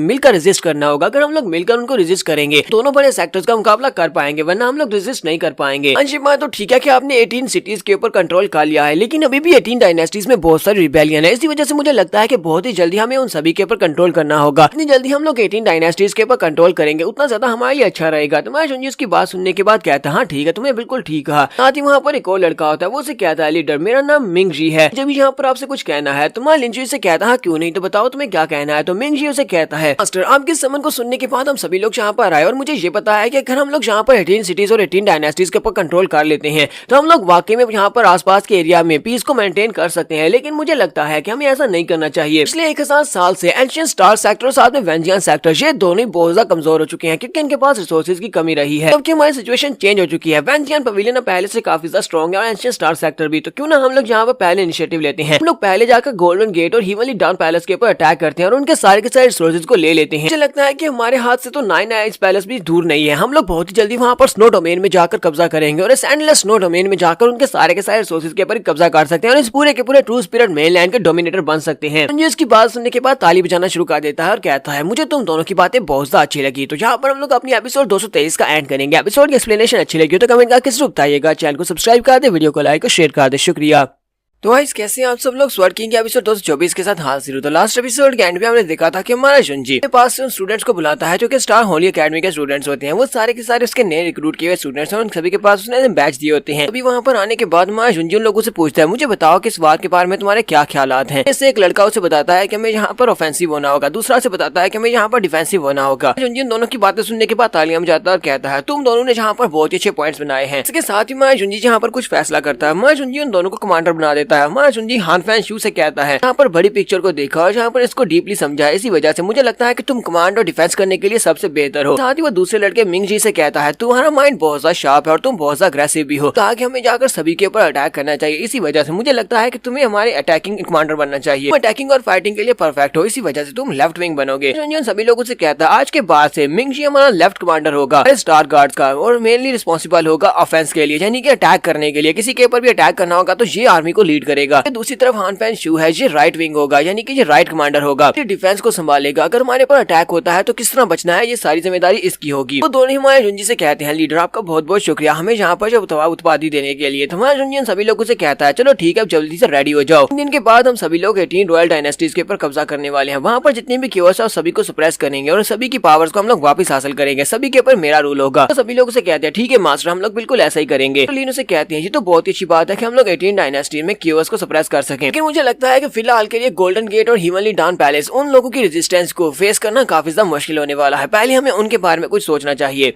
जुंजी से कहता है मास्टर लीना आपने बिल्कुल ठीक कहा, हमें ऐसा ही करना चाहिए। फिर साथ ही वो सोच रहा होता है जहाँ पर असली दुश्मन हीवनली डाउन पैलेस जहाँ पर गोल्डन गेट के लोग नहीं है या फिर 18 डायनेस्टीज के लोग नहीं है बल्कि 9 मेन आइस पैलेस के लोग हैं। मेरी असली दुश्मन सैली जी है जिसने ल्यूजियांग को दोबारा से बंदी बनाकर रखा हुआ है। वो ल्यूजियांग से कहता है ल्यूजियांग मेरा इंतजार करो मैं जल्दी आ रहा हूँ। सभी लोग वहाँ चले जाते हैं। सभी लोगों के वहाँ चले जाने के बाद शुइचियान भी वहीं पर होती है। वो जुंजी से कहती है क्या आपके लिए मेरे पास कोई ऑर्डर्स हैं, क्या आप चाहते हैं कि मैं आपके लिए कुछ करूं? तो मा जुंजी अपने पास एक स्क्रॉल निकालता है और उसे कहता है मैं चाहता हूं कि तुम वेंजियन सेक्टर में वापस जाओ, सीक्रेटली कुछ इस तरह का अरेंज करो कि सभी लोगों में ये खबर फैला दो, ये सभी डिसाइपल्स को कहो कि जाकर हर जगह के ऊपर इस खबर को फैला दें। स्क्रॉल के ऊपर जो कुछ भी लिखा हुआ है वो उसे कहती है मास्टर इस स्क्रॉल के अंदर कौन सी इन्फॉर्मेशन लिखी हुई है? उसे कहता है इसके अंदर रिकॉर्ड लिखा हुआ है, इसके अंदर मैंने कुछ रिफॉर्म्स लिखी हुई है जो कि मैं 18 डायनेस्टीज के अंदर लागू करने वाला हूँ, इसलिए मैं चाहता हूँ कि तुम इस खबर को पहली वहाँ पर सभी 18 डायनेस्टीज के लोगों में फैला दो, उनके कानों तक ये खबर पहुंच जानी चाहिए। मैं देखना चाहता हूँ कि जब वो लोग यहाँ पर इस रिफॉर्म को देखते हैं, जब वो लोग देखते हैं कि मैं उनके लिए आगे क्या करने वाला हूँ, तो वो किस तरह रिएक्ट करती हैं, ये इसी बात से पता चलेगा। तो शुइकियान उसे कहती है हाँ ठीक है मैं तुम्हारा ये काम कर देती हूँ मास्टर, मुझे लगता है कि अगर वो लोग सिविलियंस की सपोर्ट को खो देते हैं, यानी कि आम जनता उनकी सपोर्ट नहीं करती, तो उन लोगों के पास यहाँ पर रेजिस्ट करने का मौका ही नहीं बचेगा। वो लोग यहाँ पर रेजिस्ट किस लिए करेंगे क्योंकि उनके पास सपोर्ट ही नहीं है। शुइकियान भी वहाँ से चली जाती है। तो शुइकियान के वहाँ चले जाने के बाद जुंजी सोच रहा होता है मैंने इस लड़की को एक 9 टेल वाली फॉक्स स्पिरिट दी थी जो कि मैं शुई लूक्यू से लेकर आया था, वो मैंने इसे दी थी और इसने अपनी बॉडी के साथ उसको अच्छे से इंटेग्रेट कर लिया है। इसकी मास्टर स्पिरिट को रिलीज होता हुआ देखकर तो लगता है कि ये मास्टर स्पिरिट इसके साथ काफी अच्छे से कंपैटिबल है और इसको काफी अच्छे से आगे ग्रो करवा सकती है। जी कहता है जबकि इसने यहाँ पर 9 टेल फॉक्स की स्पिरिट को अपनी बॉडी का हिस्सा बना लिया है तो इसकी कल्टीवेशन भी बड़ी तेजी के साथ बढ़ रही है। अब तो मैं यहाँ पर ये भी नहीं देख सकता कि इसकी कल्टीवेशन पाथ कहाँ तक पहुंच चुकी है, इसकी कल्टीवेशन तेजी के साथ बढ़ रही है और हो सकता है कि ये बहुत ही जल्दी स्पिरिट राम से भी आके निकल जाए। एक्शन में 3 दिन के बाद का दिखाया जाता है। होली स्टार सिटी के बाहर हमारा जुंजी अपने स्टूडेंट्स के सामने खड़ा होता है। उसके स्टूडेंट्स यानी कि जो अब स्टार गार्ड्स बन चुके हैं वो उसके सामने होते हैं, उसके दोनों जनरल राइट और लेफ्ट जनरल उसके सामने होते हैं। तो दोनों से कहते हैं मास्टर हम लोगों ने अपनी आर्मी को काफी दिनों से ट्रेन किया है, काफी दिनों से ट्रेन करने के बाद हमारी आर्मी अब रेडी है, हमने स्टार गार्ड्स को रेडी कर लिया है, क्या हम लोग निकल सकते हैं? तो मालिंजुई कहता है क्यों नहीं, तुम लोग जा सकते हो। के साथ में मालिंजुई सभी लोगों से कहता है टाइम आ चुका है, 18 डायनेस्टीज में अपनी हुकूमत दोबारा से बनाने वाले हैं, वहाँ पर सभी के सभी 18 डायनेस्टी का कंट्रोल हमारे हाथ में होना चाहिए और तुम्हारे रास्ते में जो भी आएगा उसको मार डालना। और इसी के साथ ही मालिंजुई वहाँ पर उनको ऑर्डर्स दे देता है और वो लोग वहाँ चले जाते हैं। नेक्स्ट सीन में क्यानवू डायनेस्टी के सन सिटी का दिखाया जाता है जो कि बॉर्डर के करीब होता है। वहाँ पर हिमालय डान पैलेस के लोगों ने कब्जा कर रखा होता है, तो हिमालय डान पैलेस के लोग उनके ऊपर जुल्म कर रहे होते हैं। वहाँ पर जो आम नागरिक होते हैं उन सभी को बुरी तरह से पीट रहे होते हैं। वहाँ पर जो लोग होते हैं वो बेचारे बहुत ज्यादा दुखी होते हैं और कहते हैं हम लोगों ने यहाँ पर बीस्ट टाइड की वजह से बहुत ही बुरा समय देखा है, बीस्ट टाइड ने हमारे बहुत सारे प्यारों को छीन लिया। बीस्ट टाइड खत्म होने के बाद हमें लगा था कि सब कुछ ठीक हो जाएगा, लेकिन हिमालय डान पैलेस के लोगों ने इस सिटी के ऊपर कब्जा कर लिया है, लोग बहुत ज्यादा बुरे हैं। तो दूसरे साथी उसे कहता है तुम्हें यह बात ऊंची आवाज में नहीं करनी चाहिए, अगर गार्ड ने सुन लिया तो वो तुम्हें उन लोगों की तरह मार देगा। क्या तुम देख रहे हो उन सभी लोगों को कहाँ ले जाया जा रहा है? उन सभी को बीस्ट के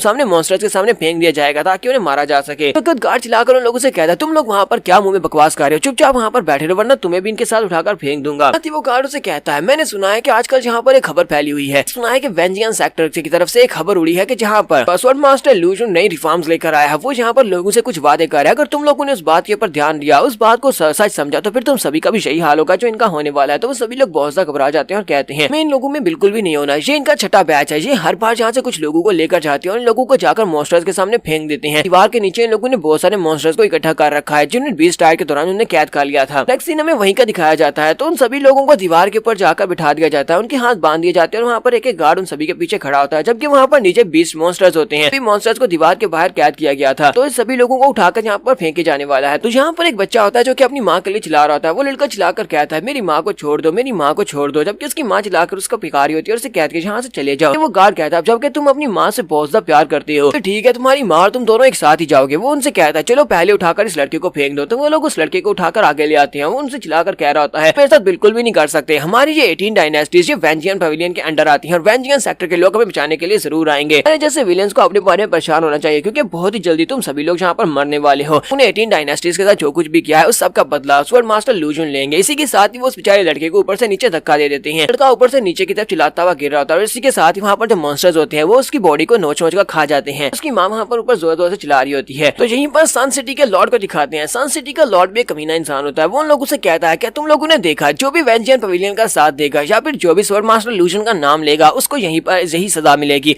उन सभी को मार दिया जाएगा, यहीं पर मॉन्स्टर्स के सामने फेंक दिया जाएगा। लोगों को अगर ले लगता है कि स्वॉर्ड मास्टर लूजन यानी वेंजियन पवेलियन के पैट्रियार्च ने तुम्हारे पास जो खबर भिजवाई है कि कुछ नई रिफॉर्म्स आ रही हैं, तुम सभी लोगों के ऊपर वो रूल करेगा और इस बार तुम्हें कुछ नई चीजें मिलने वाली हैं। मुझे नहीं लगता कि तुम्हें वो चीजें मिलने वाली हैं। ये सभी लोग जिनकी यहाँ पर जान ली जा रही है इन सभी को ये सजा मिली है क्योंकि इन सभी लोगों ने उन रिफॉर्म्स को सुनने के बाद इन्हें लगा कि शायद स्वॉर्ड मास्टर लूजन इनके लिए कुछ नया कर सकता है, जैसे इन्हें सजा दी जा रही है। ये सभी लोग अपनी गवर्नमेंट के खिलाफ जाने की कोशिश कर रहे थे। अगर तुम लोग भी ऐसा करोगे तुम सभी को भी सजा दी जाएगी। और साथ ही वो कहता है इनको फेंक दो। पर जितने गार्ड्स होते हैं वो उन सभी को किक मारते हैं और सारे के सारे बंदे वहाँ पर नीचे गिर जाते हैं। वहाँ मॉन्स्टर्स आगे बढ़ते हैं और सभी को खाना शुरू कर देते हैं क्योंकि बाकी के सभी लोगों के दिल में बहुत ज्यादा नफरत और बहुत सा गुस्सा होता है। वो लोग कहते हैं ये सिर्फ और सिर्फ एग्जीक्यूशनर्स हैं, ये टायरेंट्स हैं जो कि हमारी जान ले रहे हैं, कोई ना कोई तो यहाँ पर आएगा जो कि इन सभी को सजा देगा। सिटी लॉर्ड जो होता है वो वहाँ पर बहुत ज्यादा हंस रहा था और कहता है, मुझे बताओ क्या तुम सभी लोगों को वेंचियन पवेलियन का पैट्रियार्च यहाँ पर बचाने के लिए आएगा या नहीं? क्या तुम्हें लगता है कि लाउड यहाँ पर तुम्हें बचाने के लिए आने वाला है? तुम सभी लोग यहाँ पर दोबारा मुझे डिसअपे करने की कोशिश करोगे तो मैं तुम सभी लोगों के लिए भी यही करने वाला हूँ। तुम सभी को एक बहुत ही दर्दनाक मौत मिलने वाली है। वह नीचे का सीन दिखाते हैं जहाँ पर उन्होंने लोगों को नीचे बेचा था। उनमें एक छोटी बच्ची भी होती है। वो छोटी बच्ची सामने की तरफ देखती होती है और उसके सामने काफी बड़े बड़े मॉन्स्टर्स होते हैं और वो बहुत सा घबरा जाती है और रोना शुरू कर देती है। साथ ही उस मॉन्स्टर की बॉडी सेंटर से 2 हिस्सों में कट जाती है। मा जुंजी वहाँ पर आता है, उस लड़की को उठा लेता है। मा जुंजी सिटी लॉर्ड से कहता है, तुमने अभी अभी क्या कहा? तुमने कहा कि क्या लाउड यहाँ पर इन सभी को बचाने के लिए आने वाला है? तो लो लाउड यहाँ पर आ चुका है। मा जुंजी उस लड़की को लेकर छत के ऊपर आ जाता है, यानी दीवार के ऊपर आ जाता है। सिटी लॉर्ड बहुत ज्यादा घबरा जाता है और पीछे की तरफ भागना शुरू करता है। जुंजी अपने साथ अपने स्टूडेंट्स को भी लेकर आता है। वो उन लोगों से कहता है, मैं यहाँ पर आया हूँ अपने स्टार गार्ड्स को लेकर ताकि मैं 18 डायनेस्टीज के अंदर अमन शांति ला सकूं। जहाँ पर जो लोग भी गलत करने की कोशिश कर रहे हैं उन सभी को सजा दी जाएगी। जुंजी अपने साथियों से कहता है, सिविलियंस को प्रोटेक्ट करो और बाकी जितने भी लॉर्ड्स और जितने भी गार्ड्स हैं सभी को मार डालो। वो कहते हैं ठीक है लीडर, और सभी लोग आगे बढ़ते हैं। जबकि वो सभी आम जनता जो कि गुस्से में थी और रो रही थी वो वहाँ पर हंसना शुरू कर देती है और कहती है, लीडर आ चुका है, वेंजियन सेक्टर का लीडर आ चुका है, हमारा मसीहा आ गया है। जुंजी जल्दी से जाम करते हुए आगे बढ़ता है, सिटी लॉर्ड के पास चला जाता है। जबकि सिटी लॉर्ड नीचे गिर जाता है। हमारा जुंजी उसे कहता है, अपनी पावर्स का गलत इस्तेमाल किया। तुम इस सिटी के सिटी लॉर्ड थे लेकिन तुमने यहाँ पर बहुत सारे निर्दोष लोगों की जान ली क्योंकि वो नए रिफॉर्म्स चाहते थे। वो गवर्नमेंट को हटाकर नई गवर्नमेंट लाना चाहते थे। जो सिटी लॉर्ड होता है वो उसके सामने माफी की भीख मांगना शुरू कर देता है और उसे कहता है, मास्टर प्लीज मुझे माफ कर दे, मुझे मत मारना। मैं जहाँ पर बहुत ज्यादा डरा हुआ था क्योंकि मास्टर जिनहान, एम्परर जिनहान ने मुझे कहा था कि वो मुझे मार डालेगा। इसी वजह से मैंने यहाँ पर ये सब कुछ किया। मैंने उसके ऑर्डर्स के ऊपर ये किया है। माया जुंजी उसकी बात सुनने के बाद से कहता है, तो तुम्हें क्या लगता है कि मैं जिनकियान को छोड़ दूंगा? एम्परर जिनकियान ने जहाँ पर एक बहुत बड़ा क्राइम किया है। उसने एम्परर बनने के बाद अपने बहुत सारी जनता की, आवाम की जान ली है। इसी वजह से मैं उसे यहाँ पर मौत की सजा सुनाता हूँ और तुमने उसका साथ दिया और जहाँ पर तुमने बहुत सारे लोगों की जान ली आदेश के ऊपर, तो यहाँ पर तुम्हारी भी जान ली जाएगी। उसी के साथ ही वो तलवार को घुमाता है और उसे मार देता है और अपने स्टार गार्ड से कहता है, स्टार गार्ड्स मैं जहाँ पर तुम्हें ऑर्डर देता हूँ कि पूरी कियानवू डायनेस्टी के ऊपर कब्जा कर लो और जाकर इंपीरियल पैलेस का मुहासरा करो ताकि हम लोग एम्परर कियान को आकर उसकी जगह के ऊपर बैठ सकें। इसी में जुनवू डायनेस्टी के आउटस्कर्ट्स का दिखाया जाता है। सभी लोग बैठे बातें कर रहे होते हैं। उनमें से एक कहता है, क्या तुमने सुना है? मैंने सुना है कि क्लाउड और उसकी स्टार गार्ड आर्मी वो लोग कियानवू डायनेस्टी तक पहुंच चुके हैं, बहुत सारे सिटीज के ऊपर कब्जा भी कर लिया है और इस वक्त वो जुनवू सिटी में पहुंचे हैं। उसका दूसरा साथी उसे कहता है, मैंने सुना है कि लास्ट टाइम वो जुनवू सिटी में आया था। जुनवू सिटी में आकर उसने यहाँ पर मास्टर जी की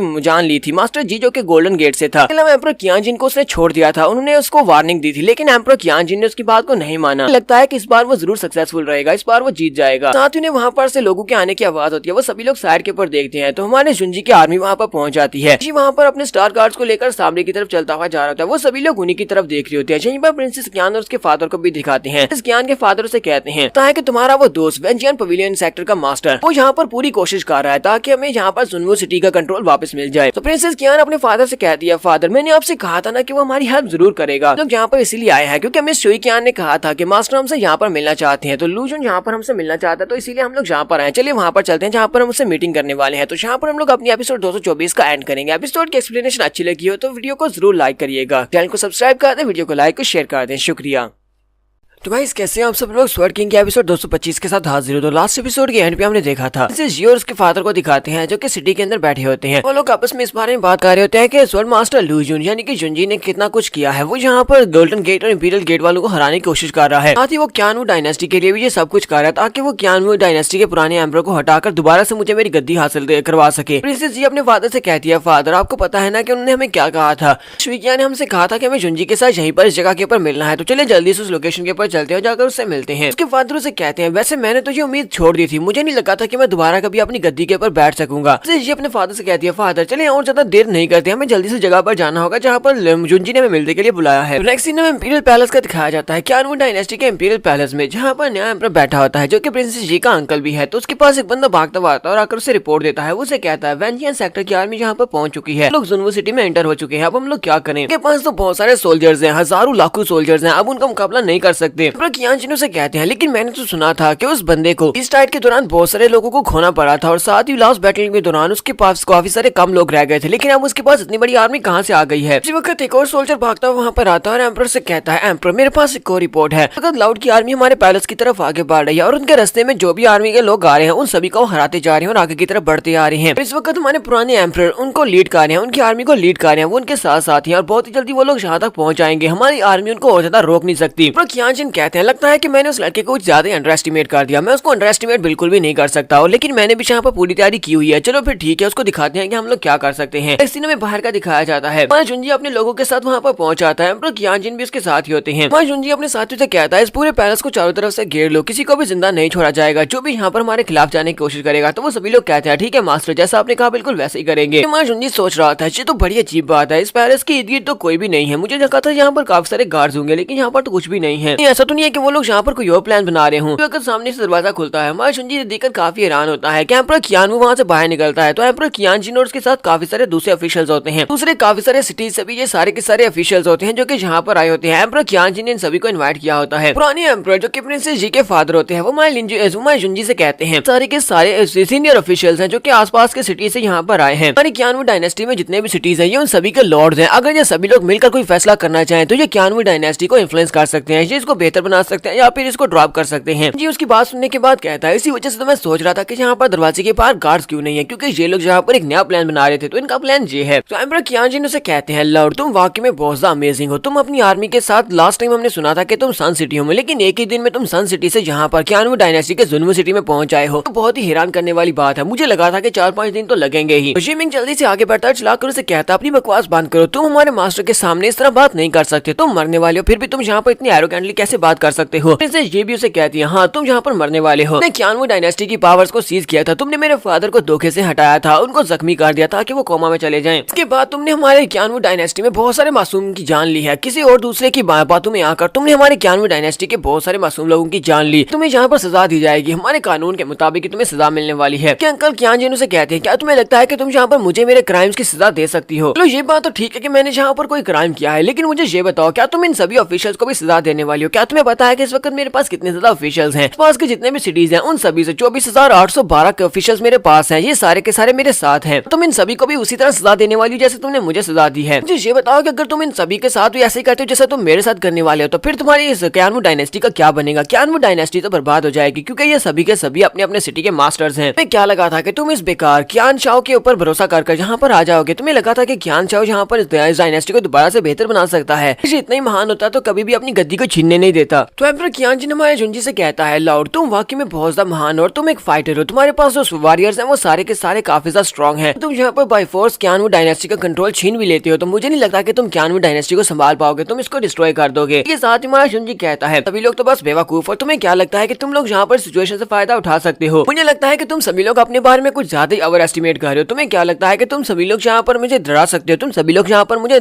ब्लैकमेल कर सकते हो। इसी के साथ ही हमारा जुनजी वहाँ पर अपने लड़कों को फॉर्मेशन बनाने के लिए कहता है तो वो लड़के जल्दी से वहाँ पर फॉर्मेशन को एक्टिवेट कर देते हैं। वो सारे के सारे सीनियर ऑफिशियल्स बहुत ज्यादा डर जाते हैं और कहते हैं अरे फॉर्मेशन से फेमिलियर है, ये सारी की सारी अरे फॉर्मेशन जो यहाँ पर परफॉर्म कर रहे हैं वो तो होली स्टार अकेडमी की है। सभी लोग बहुत ज्यादा घबरा जाते हैं और कहते हैं होली स्टार अकेडमी वो तो सबसे ज्यादा पावरफुल है, एंशिएंट स्टार सेक्टर की पावरफुल अकेडमी है और इनकी फॉर्मेशन बहुत ज्यादा पावरफुल होती है, करके वहाँ पर फॉर्मेशन को एक्टिवेट करते हैं। जुनजी उन लोगों से कहता है ये सारे के सारे यंग और टैलेंटेड स्टूडेंट्स हैं जो कि अब सिर्फ और सिर्फ मेरे लिए काम करते हैं। मुझे लगता है कि इन सभी यंग बच्चों को यहाँ पर एक ना एक चांस की जरूरत थी। तुम सभी ऑफिशियल्स 24,000 ऑफिशियल को यहाँ पर मारकर मैं अपने 24,000 नए स्टूडेंट्स को जगह दूंगा जो कि तुम्हारी जगह के ऊपर बेहतर काम करेंगे। तुम सभी बुड्ढे घूसर जो कि रिश्वत लेकर अब जहाँ पर पहुंचे हुए हो इस सिस्टम को करप्ट कर दिया है, लेकिन ये सही काम करेंगे। जुनजी कहता है मुझे लगा था कि तुम सभी को ढूंढने में एक एक करके मारने में बहुत ज्यादा टाइम लगेगा, लेकिन तुमने जहाँ पर सभी को इकट्ठा कर दिया, तुम्हारा बहुत बहुत शुक्रिया कि तुम सारे ऑफिशियल्स को एक ही जगह पर ले आए और मुझे मेरे लिए इनको मारना बहुत ज्यादा आसान हो जाएगा। तुम्हारा जुनजी अपने स्टार गार्ड से कहता है स्टार गार्ड यहाँ पर जितने भी एनिमी हैं इन सभी के सभी को मार डालो, किसी एक को भी जिंदा मत छोड़ना, जितने ऑफिशियल्स में नजर आते हैं सभी को मार डालना। इसके साथ ही वो सभी लोग वहाँ से भागना शुरू कर देते हैं। तो जबकि हमारे स्टार गार्ड जो होते हैं वो उनको मारना शुरू कर देते हैं। पर कियान भाग रहा था, तुम्हारा जुनजी उसके सामने आकर खड़ा हो जाता है और कहता है ये बेकार है, तुम यहाँ से भागकर बिल्कुल भी नहीं जा सकते, यहाँ पर इन ऑफिशियल्स को जमा करके लाए थे ताकि तुम मुझे डरा सको। कियान क्या तुम यहाँ पर अपनी गलती को मानते हो, क्या तुम्हें पता है कि तुमने क्या क्राइम किए हैं। तो उसके सामने अपने घुटने देख देता और कहता है लीडर प्लीज मुझे माफ कर दो, हाँ मुझे पता है कि मैंने यहाँ पर क्या गलती की है, बाकी की सारी जिंदगी अपने किए के पर पछतावा करूंगा, मुझे पता है कि मुझे अब क्या करना है, मेरी जान मत लेना। जुनजी अपनी तलवार उठाता है और उसे कहता है लेकिन अब काफी ज्यादा देर हो चुकी है, तुम्हें क्या लगा था कि यहाँ पर सिर्फ और सिर्फ पावर के साथ राज किया जा सकता है, लेकिन सिर्फ और सिर्फ पावर के साथ राज नहीं किया जा सकता। ये बात ठीक है कि मेरे पास स्ट्रेंथ है, लेकिन यहाँ पर वापस आते ही मैंने सारी की सारी स्ट्रेंथ कियानवू डायनेस्टी के लोगों में बांट दी है। जुनजी वहीं पर अपनी तलवार को घुमाता है और कियान को वहीं पर मार देता है। कियान के मरने के बाद वहाँ पर वो पैलेस भी गिर जाता है। बाकी के सभी लोग काफी ज्यादा खुश हो जाते हैं और कहते हैं लगता है कि हमारी कियानवू डायनेस्टी हम सेफ हैं, हम सभी लोग बच गए हैं, क्योंकि वो सभी लोग तो हमारे पर बहुत ज्यादा जुल्म कर रहे थे। वेंजियन पवेलियन के नाम के नारे लगा रहे होते हैं कि वेंजियन पवेलियन वालों ने उन्हें कियान के जुल्म से बचा लिया है। बस सब कुछ सेट करने के बाद हमारा जुनजी जिकियान के फादर से कहता है, अंकल अब मुझे यहाँ से जाना होगा, अब यहाँ पर सब कुछ सेट हो चुका है, मैं कल यहाँ से सियानवू डायनेस्टी के लिए निकल रहा हूँ। आपकी डायनेस्टी में काफी कुछ बिगड़ा हुआ है, इसी वजह से मैं अपने हान फैन शू को यहाँ पर छोड़कर जा रहा हूँ। अपने 10,000 स्टूडेंट्स के साथ यहीं पर रुकेगा और आपकी मदद करेगा। तक आप अपनी डायनेस्टी में सब कुछ बेहतर नहीं कर लेते तब तक वो यहीं पर आपके साथ ही रुकेगा और सारे अफेयर्स को आपके साथ मिलकर संभालेगा। तुम्हारा जुनजी एम्पर से कहता है, पहले आप यहाँ पर 18 डायनेस्टीज के लीडर हुआ करते थे, लेकिन अब यहाँ पर मुझे 18 डायनेस्टीज का कंट्रोल चाहिए। जब मैं इनका एडमिनिस्ट्रेटर बन जाऊंगा तो मुझे लगता है कि सब कुछ ठीक हो जाएगा। मैं इन 18 डायनेस्टीज को अबॉलिश करने वाला हूँ और इनकी जगह के ऊपर इन्हें स्टेट्स बनाने वाला हूँ, जिससे हम लोग यहाँ पर सभी के ऊपर क्रिमिनल लॉ को लागू कर सकेंगे। मैं जो रिफॉर्म्स लाना चाहता हूँ वो सारी की सारी रिफॉर्म्स इसी तरह लाई जा सकती हैं। एम्परर क्यान चाओ से कहते हैं, तुम्हारा बहुत बहुत शुक्रिया, तुमने यहाँ पर हमारी डायनेस्टी में पीस ले आए और तुम्हारा बहुत बहुत शुक्रिया, तुम यहाँ पर दोबारा से मुझे जगह का एम्परर बनाकर जा रहे हो। यहाँ पर इस बात का वादा करता हूँ कि मैं हमेशा तुम्हारा साथ दूंगा, चाहे कुछ भी हो जाए, मैं हमेशा तुम्हारे साथ रहूंगा। इसी वक्त तुम्हारा जिमिंग पाकतावस के पास आता है और उसे कहता है, मास्टर मेरे पास एक लेटर है जो कि बॉर्डर से आया है। गोल्डन गेट और हिमालय डाउन पैलेस के लोगों ने वहाँ पर बहुत सारे लोगों को जमा कर लिया, तकरीबन 1 लाख ट्रूप्स हैं। सभी लोग बॉर्डर की तरफ आगे बढ़ रहे हैं, लगता है कि वार होने वाली है। माशुनजी कहता है, लगता है हमारे पास ज्यादा टाइम नहीं है। वो अपने स्टार गार्ड से कहता है, मेरे स्टार गार्ड्स मेरी बात को ध्यान से सुनो, चाहता हूँ कि तुम 18 डायनेस्टीज के कंट्रोल को वापस लो। तुम सभी लोगों को एक ही झटके में 18 डायनेस्टीज के कंट्रोल को वापस लेना होगा। मैं तुम ये काम करो और बाकी का सारा मेरे पर छोड़ दो। वो सभी लोगों से कहते हैं, ठीक है मास्टर, हम लोग कर देंगे। तो नेक्स्ट 1 महीने के बाद का दिखाया जाता है। 1 महीने के बाद हमारे जुनजी के नाम की चर्चा आ रही होती है। हर जगह के ऊपर सिर्फ और सिर्फ वेंजियन सेक्टर के लाउड के बारे में बात की जा रही होती है। लोग उसकी कहानियां सुना रहे होते हैं कि कैसे उसने सिर्फ और सिर्फ 1 दिन में डायनेस्टी के ऊपर कब्जा कर लिया, 4 दिन में इंपीरियल रॉक डायनेस्टी के ऊपर कब्जा कर लिया। एक बहुत ही महान इंसान है और उसने यहाँ पर सभी के साथ अमन शांति क्रिएट की है और सभी लोग सिविलियन उससे बहुत ज्यादा प्यार करते हैं। कहानी सुनने वाले जो लोग होते हैं वो वहाँ से जाते हुए बातें कर रहे होते हैं और कहते हैं वो वाकई में हमारा सेवियर बहुत ही अच्छा इंसान है। उसने 18 डायनेस्टीज में जो पुराना सिस्टम था उसको अबॉलिश कर दिया है, जहाँ पर सिर्फ और सिर्फ ताकतवर गरीब के ऊपर जुल्म कर सकता था, लेकिन अब यहाँ पर बिल्कुल भी ऐसा नहीं है। उसने लॉ एनफोर्समेंट को लागू किया है, सभी लोगों को बराबरी के हकूक मिल रहे हैं। सभी लोग यहाँ पर यही ख्वाहिश कर रहे होते हैं कि काश इस वक्त वो लाउड के साथ होते, वो लाउड के साथ मिलकर चल सकते, ग्लोरी में उसका साथ दे सकते। जुनजी भी वहीं पर होता है, सादे कपड़े पहनकर चल रहा होता है, जबकि उसके साथ उसका साथी होता है। वो उससे कहता है, क्या आपने सुना ये सभी लोग आपकी तारीफें कर रहे हैं, सिविलियंस आपकी वजह से बहुत ज्यादा खुश है और सभी लोग तो आपकी पूजा करने को तैयार हैं। जुनजी से कहता है, ये रिलैक्स करने का टाइम बिल्कुल भी नहीं है। यहाँ पर बहुत ही शार्प मेथड्स को यूज किया है इन सभी के सभी 18 डायनेस्टीज को एक यूनिफाई करने के लिए। अगर हम सभी लोग यहाँ पर मिलकर एक हो जाएं तो उसके बाद ही हम लोग हिमालय डाउन पैलेस और गोल्डन गेट का मुकाबला कर सकेंगे, क्योंकि हिमालय डाउन पैलेस और गोल्डन गेट वालों के पास बहुत सारे लोग हैं। इस सारी आर्मी के साथ तो वो हमें आसानी से हरा सकती हैं। लूजिंग से कहता है, मास्टर मुझे लगता है कि बहुत सारे सिविलियंस में कुछ ऐसे भी लोग हैं जो कि हमारे मकसद को समझ नहीं सकते, वो क्योंकि उनका दिमाग इतना तेज नहीं है, वो लोग समझ नहीं सकते कि हम लोग यहाँ पर क्या करने की कोशिश कर रहे हैं। इसी वजह से हो सकता है कि उनके कोई अल्टीरियर मोटिव्स ही हों। वो हो सकता है कि अपने कंट्रोल को वापस हासिल करने के लिए वो हमारे खिलाफ रिबेलियन भी कर सकते हैं। मैं जुनजी से कहता है, इस बार में भूल जाओ, ये हमारी टॉप प्रायोरिटी नहीं है। हमें सबसे पहले यहाँ पर मैन पावर का अरेंजमेंट करना होगा। गूज पास यानी कि बॉर्डर के ऊपर हिमालय डाउन पैलेस और गोल्डन गेट के लोग आगे बढ़े, हमें वहाँ पर उनकी मूवमेंट को रोकना होगा। लूजिंग से कहता है, मास्टर आपको परेशान होने की जरूरत नहीं है, हमारे ज्यादातर लोग वहीं पर हैं। इस वक्त गूज पास बॉर्डर के ऊपर ही है। जनरल इस वक्त पर्सनली अपनी 3000 जिंगटियान आर्मी को लेकर वहाँ पर पहुंचा हुआ है ताकि वो आने वाले सामने वाले हमले को रोक सके। मैं जुनजी सोच रहा था, उम्मीद करता हूँ कि मैं यहाँ पर 18 डायनेस्टी के इस काम को खत्म करके जल्दी से जल्दी वहाँ पर गूज पास बॉर्डर के ऊपर पहुंच सकूं, क्योंकि वहाँ पर खतरा ज्यादा है, मेरा होना बहुत ज्यादा जरूरी है। वहाँ पर पहुंचकर ही सब कुछ संभाल सकता हूँ। तो यहाँ पर हम लोग अपनी एपिसोड 225 का एंड करेंगे। तो एपिसोड की एक्सप्लेनेशन अच्छी लगी हो तो वीडियो को लाइक और शेयर कर दें और चैनल को सब्सक्राइब कर दें। शुक्रिया।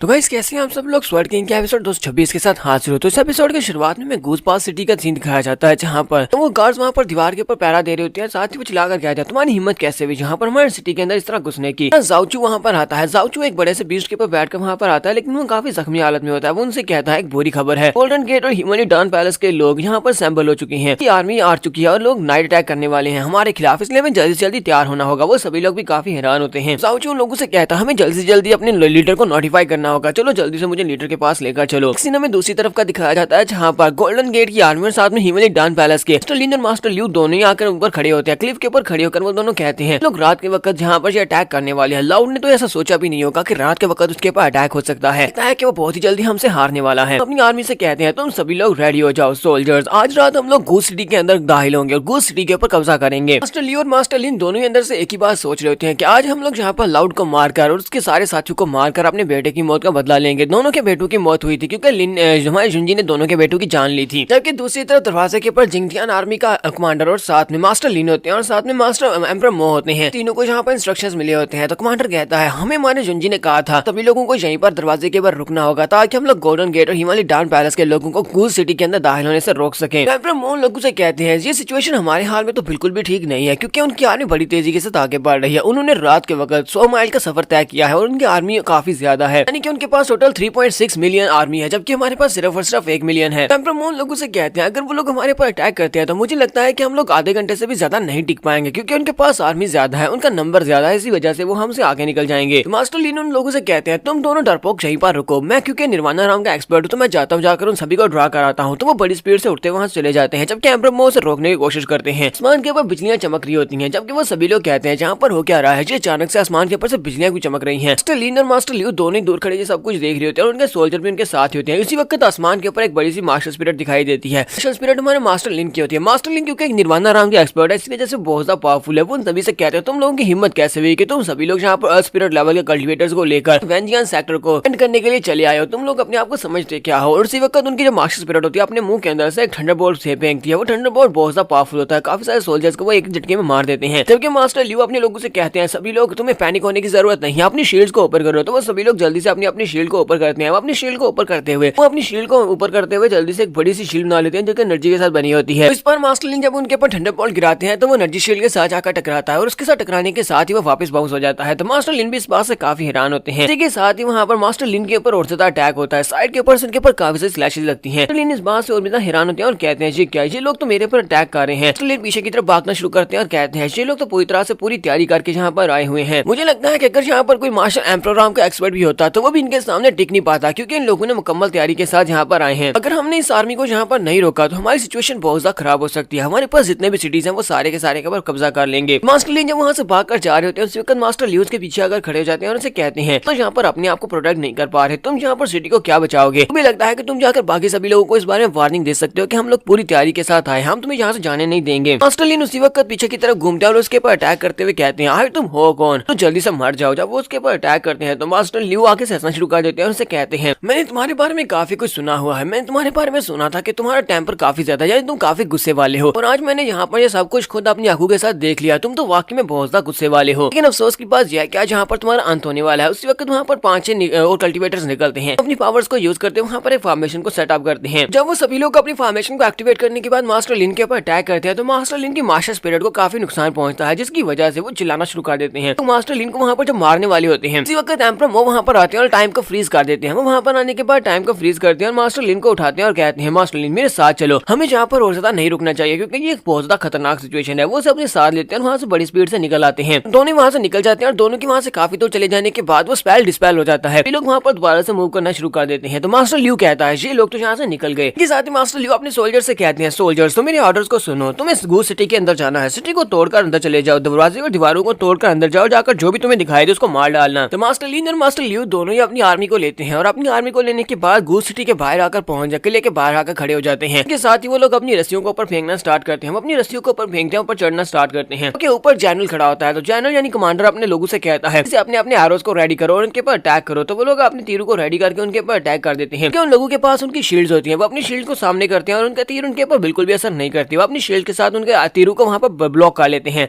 तो कमांडर भी इस बात से काफी हैरान होता है, कहता है ये सभी लोग तो यहाँ पर पूरी तैयारी करके आए हुए हैं, इन सभी के पास हमारे तीरों से बचने का भी उत्पादन है, यानी कि इनके पास अपनी शील्ड है जिनसे हमारे अटैक से बच सकते हैं। उनमें से कुछ सोल्जर जो होते हैं वो दीवार के ऊपर चढ़ आते हैं। उसी वक्त कुछ सोल्जर्स भागते हुए कमांडर पर अटैक करने के लिए आगे बढ़ते हैं। तो मास्टर लीन अपनी एनर्जी को यूज करते हुए उनके ऊपर अटैक करते हैं और कहते हैं कमांडर जरा ध्यान दो, तुम्हारा ध्यान किस तरफ है। इसी के साथ ही मास्टर लीन काफी हैरान होते हैं, चिल्लाकर कहते हैं कहीं ये पागल तो नहीं है, ये लोग यहाँ पर हमारी एनर्जी को कंज्यूम करना चाहते हैं ताकि हमारी एनर्जी को कंज्यूम करके ये अंदर दाखिल हो सके। तो इन लोगों को यहाँ पर काफी भारी बैटल का सामना करना पड़ रहा होता है। चारों तरफ से दुश्मन इनके ऊपर अटैक कर रहा होता है, जिन्हें बार बार दुश्मनों से सामना करना पड़ता है। मास्टर लीन कहते हैं हमें यहाँ पर काफी ज्यादा लॉस का सामना करना पड़ा है, हमारे पास काफी ज्यादा रिपीटेड अटैक्स हो रहे हैं जिसकी वजह से हमने काफी सारे लोगों को भी खो दिया है। अब हम लोग आगे क्या करने वाले हैं। उन लोगों से कहते हैं चाहे कुछ भी हो जाए हम सभी लोगों को यहाँ पर इनको रोकना होगा। हमें ऑर्डर्स मिले थे कि इन्हें गूज सिटी के अंदर दाखिल नहीं होने देना, तो हमें यहाँ पर यही करना है चाहे हमारी जान क्यों ना चली जाए। तो वो तीनों ही ऊपर काफी अच्छे से लड़ रहे होते हैं और सोल्जर्स को काफी बुरी तरह से मार रहे होते हैं। ये दोनों लीडर्स जो होते हैं वो नीचे खड़े होते हैं और कहते हैं ये लोग तो बिल्कुल बेकार है, लगता है कि हमें कुछ करना पड़ेगा। इसी के साथ ही वो दोनों अपनी पावर्स को कंबाइन करते हुए दीवार के ऊपर अटैक करते हैं। मो वैंग ऊपर की तरफ तरफ देखते हैं और उन्हें समझ आ जाती है वो क्या कहते हैं। लोग यहाँ पर हमारे पर अटैक आ रहे हैं ताकि हमें रोका रख सके, जबकि इनका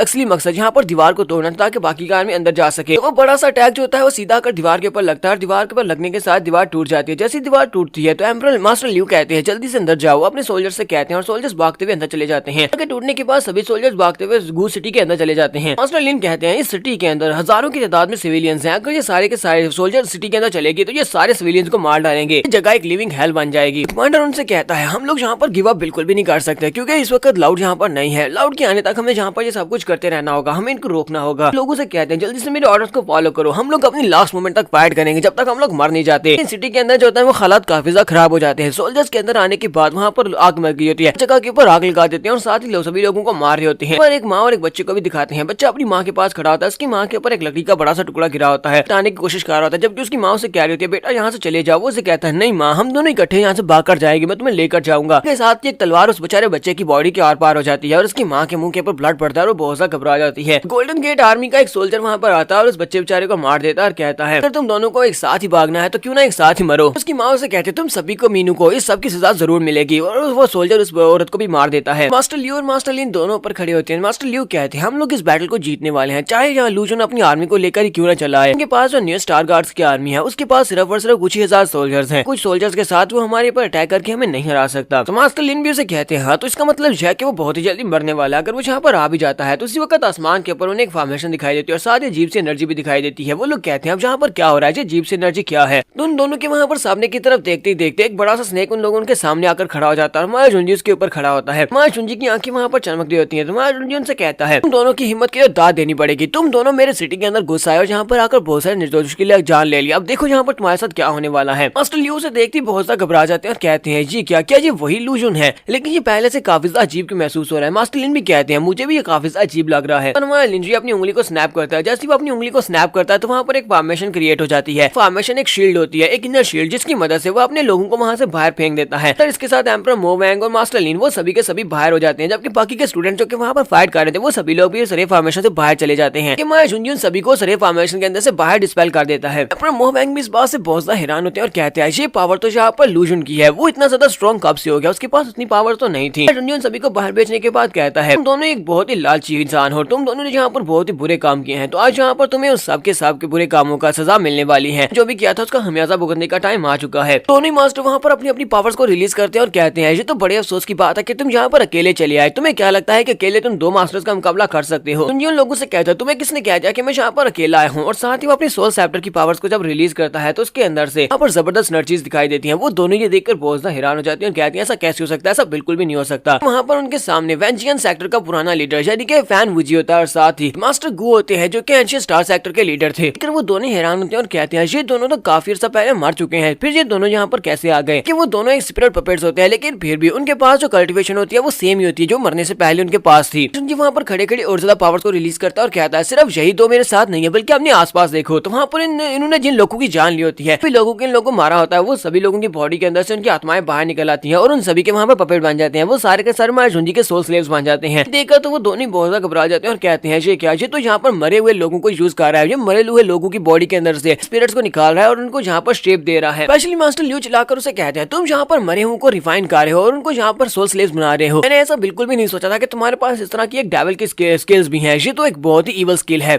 माया झुंझी वहाँ पर बहुत सारे सोल्जर्स को इकट्ठा कर लेने के बाद उनसे कहता है तुमने इन सभी की जान ली थी, अब यहाँ पर मैं इन सभी को सोल्जर्स बनाने वाला हूँ। इसमें जहाँ पर गलत किसने किया, तुम यहाँ पर बुरे हो या फिर मैं बुरा हूँ जो इनको जहाँ पर दोबारा जिंदगी दे रहा हूँ। और माया झुंझी यहाँ पर अपने सोल पपेट्स की मदद से उनके ऊपर अटैक करेगा। यहाँ पर एपिसोड 2 to 6 का एंड करेंगे। एपिसोड की एक्सप्लेनेशन अच्छी लगी तो कमेंट करके जरूर बताइएगा। चैनल को सब्सक्राइब कर दे, वीडियो को लाइक और शेयर कर दे। शुक्रिया।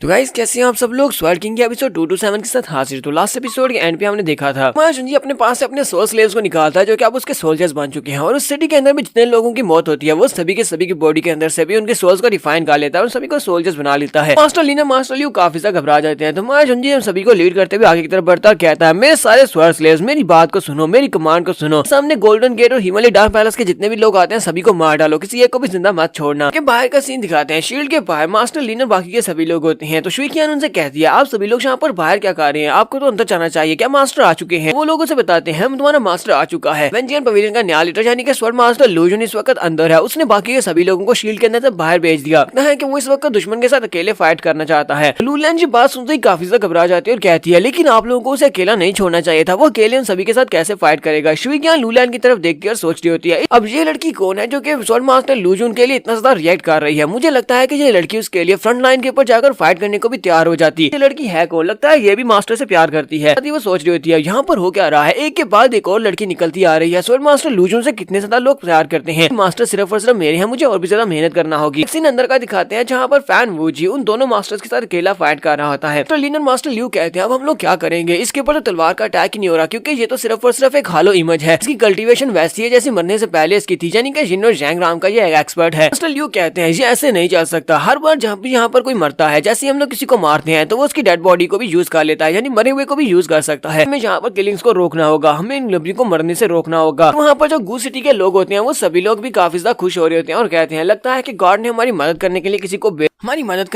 को भेज दिया है। तो वो सभी लोग इस बात से काफी खुश होते हैं, जबकि वहाँ पर वार चाली होती है। हमारा शुंजी वहाँ पर ऊपर खड़ा ये सब कुछ सोच रहा होता है। शुंजी कहता है, यहाँ पर इन सारे स्पिरिट पपेट्स को यूज करते हुए मेरी काफी सारी एनर्जी कंज्यूम हो रही है, क्योंकि जितने ज्यादा डेड बॉडीज को मैं रिफाइन करके उनकी सोल्स को यहाँ पर अपना स्वर्ड स्लेव बनाऊंगा, इतनी ज्यादा मेरी एनर्जी यहाँ पर जाया होती जाएगी। मुझे ये सब कुछ जल्दी से जल्दी करना होगा और जल्दी से जल्दी करने के लिए मुझे यहाँ पर खुद फाइट में उतरना होगा। अगर मैं यहाँ पर फाइट में उतरकर इन दोनों मेन कैरेक्टर्स को मार देता हूँ, मास्टर ल्यू और मास्टर लिन को मार देता हूँ, तो ये फाइट यहीं पर खत्म हो जाएगी। शुंजी जल्दी से अपने हाथ के ऊपर अपने विंटाइन आर्म गार्ड को पहनता और कहता है, लोग देखते हैं कि तुम लोग यहाँ पर कितनी देर तक स्ट्रगल कर पाते हो। तो वो अपने हाथ के ऊपर अपने विंटाइन आर्म गार्ड को पहनने के बाद एनर्जी को रिलीज करते हुए उन सभी के ऊपर अटैक करने के लिए आगे बढ़ने लगा है। कि उसी वक्त मास्टर लिन कहते हैं, यही मेरे पास मौका है, और वो जल्दी से भागते हुए आगे बढ़ते हैं। वहाँ से एक छोटी सी बच्ची को पकड़ लेते हैं जो कि एक आम सिविलियन होती है, उस शहर की रहने वाली होती है। तो उस बच्ची को पकड़कर हमारे शुंजी से कहते हैं, तुम्हारे पास जितने भी ये पपेट्स हैं सभी के सभी से कहो कि जब सब के सब पीछे हट जाए, अगर तुमने इनको पीछे नहीं हटाया तो मैं छोटी बच्ची की जान ले लूंगा। हमारे शुंजी सोच रहा होता है, ये कमीना यहाँ पर सिविलियंस को यूज कर रहा है, इसने छोटी बच्ची को हॉस्टेज बना लिया, क्योंकि इसे पता है कि मैं इन सभी को बचाने के लिए अपने सोल्जर्स को पीछे हटा दूंगा। मास्टर लिन आगे से हंसना शुरू कर देते हैं और उनसे कहते हैं, मुझे ये बात अच्छी तरह से पता है कि तुम 18 डायनेस्टीज के ऊपर रूल करना चाहते हो। अगर तुम 18 डायनेस्टीज के ऊपर रूल करना चाहते हो तो फिर तुम्हें इन सभी के दिल जीतना होंगे। अगर तुम यहाँ पर एक छोटी बच्ची की जान नहीं बचा सकते तो तुम इनके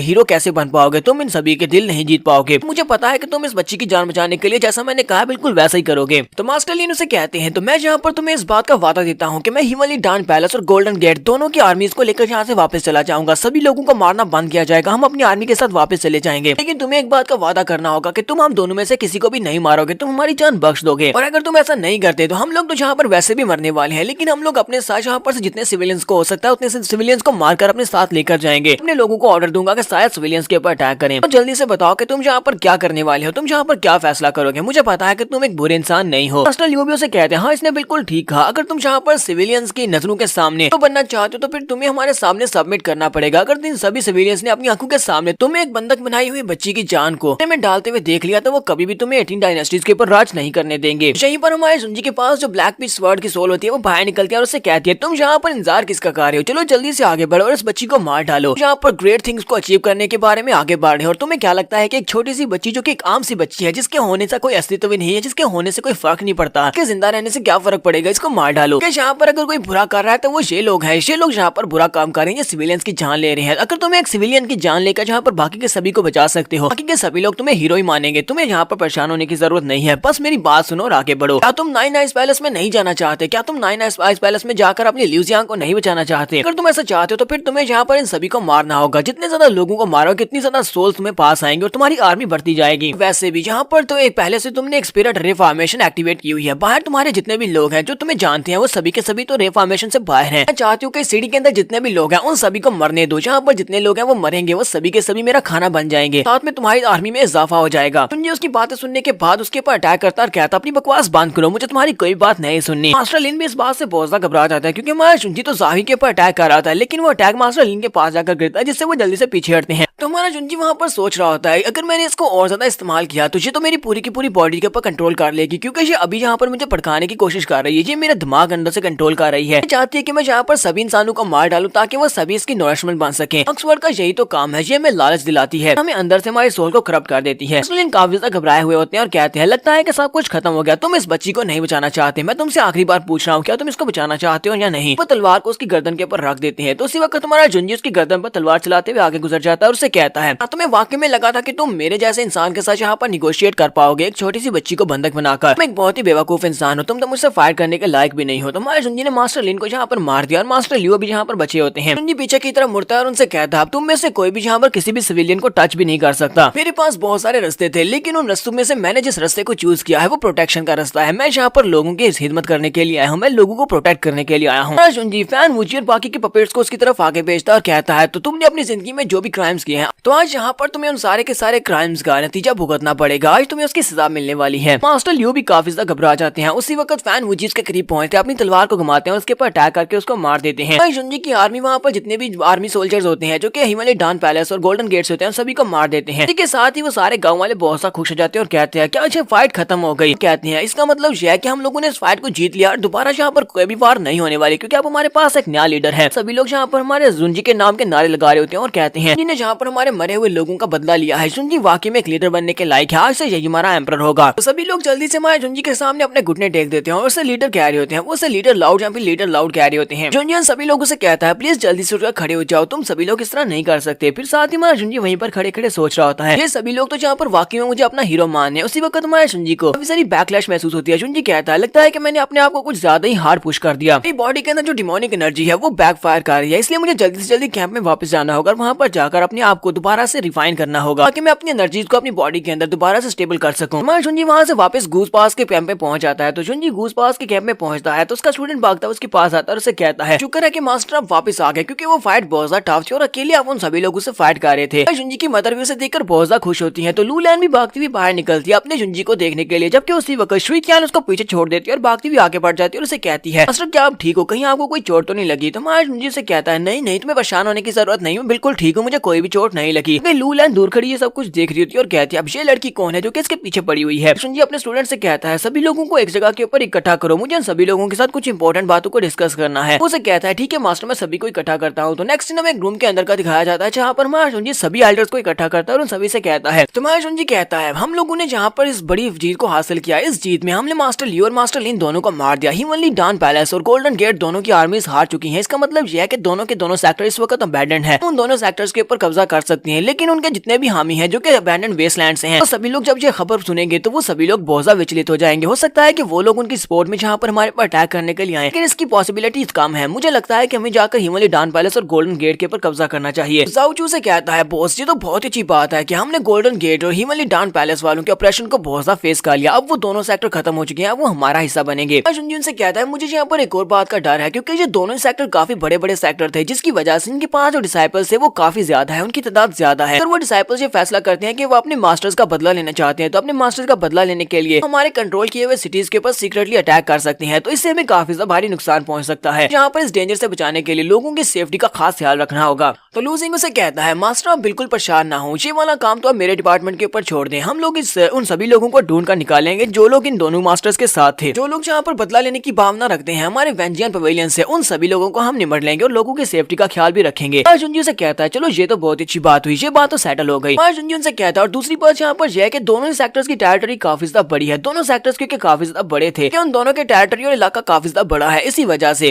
उनके ऊपर लॉ एनफोर्समेंट करना काफी ज्यादा मुश्किल हो सकता है। तुम में से किसी के पास इस बारे में सजेशंस है कि हम कैसे वहाँ पर इनके ऊपर रूल्स को लागू कर सकते हैं। पांडुरु से कहता है मास्टर दोनों सेक्टर्स में से हमारे पर अटैक हुआ था, इसका मतलब यह है कि वहाँ पर जो लोग हैं, जो ताकतवर लोग हैं, वो कमजोर के ऊपर राज करते हैं। मुझे अभी तक यहाँ पर इस दोनों सेक्टर्स के बारे में यही मालूम हो सका है। हम लोग यहाँ पर उनके ऊपर ताकत के साथ उनके ऊपर दबाव डालते हैं, तो उन्हें हमें फॉलो करना ही पड़ेगा, उन्हें हमारे सामने झुकना ही पड़ेगा। तुम्हारा जुंजी कमांडर से कहता है तुम्हारा पॉइंट भी वैलिड है, मैं इस बारे में सोचूंगा, मुझे लगता है कि तुमने ठीक कहा है, लेकिन इस बारे में थोड़ा और सोच विचार करना चाहिए। साथ ही हमारा जुंजी उनसे कहता है अब यहाँ पर तीसरा मसला ये है, लगता है कि गोल्डन गेट और हिमवली डान पैलेस इनके इलाके क्योंकि काफी ज्यादा बड़े हैं, मैं इनको डिवाइड करना चाहता हूँ, दोनों सेक्टर्स को टोटल 36 स्टेट्स में चेंज करूंगा, हर एक स्टेट के ऊपर एक गवर्नर होगा। तो मुझे लगता है कि दोनों सेक्टर्स को गवर्न करना बहुत सा आसान हो जाएगा, साथ ही यहाँ पर जो रिसोर्सेज हैं उन सभी को आसानी के साथ डेवलप किया जा सकता है।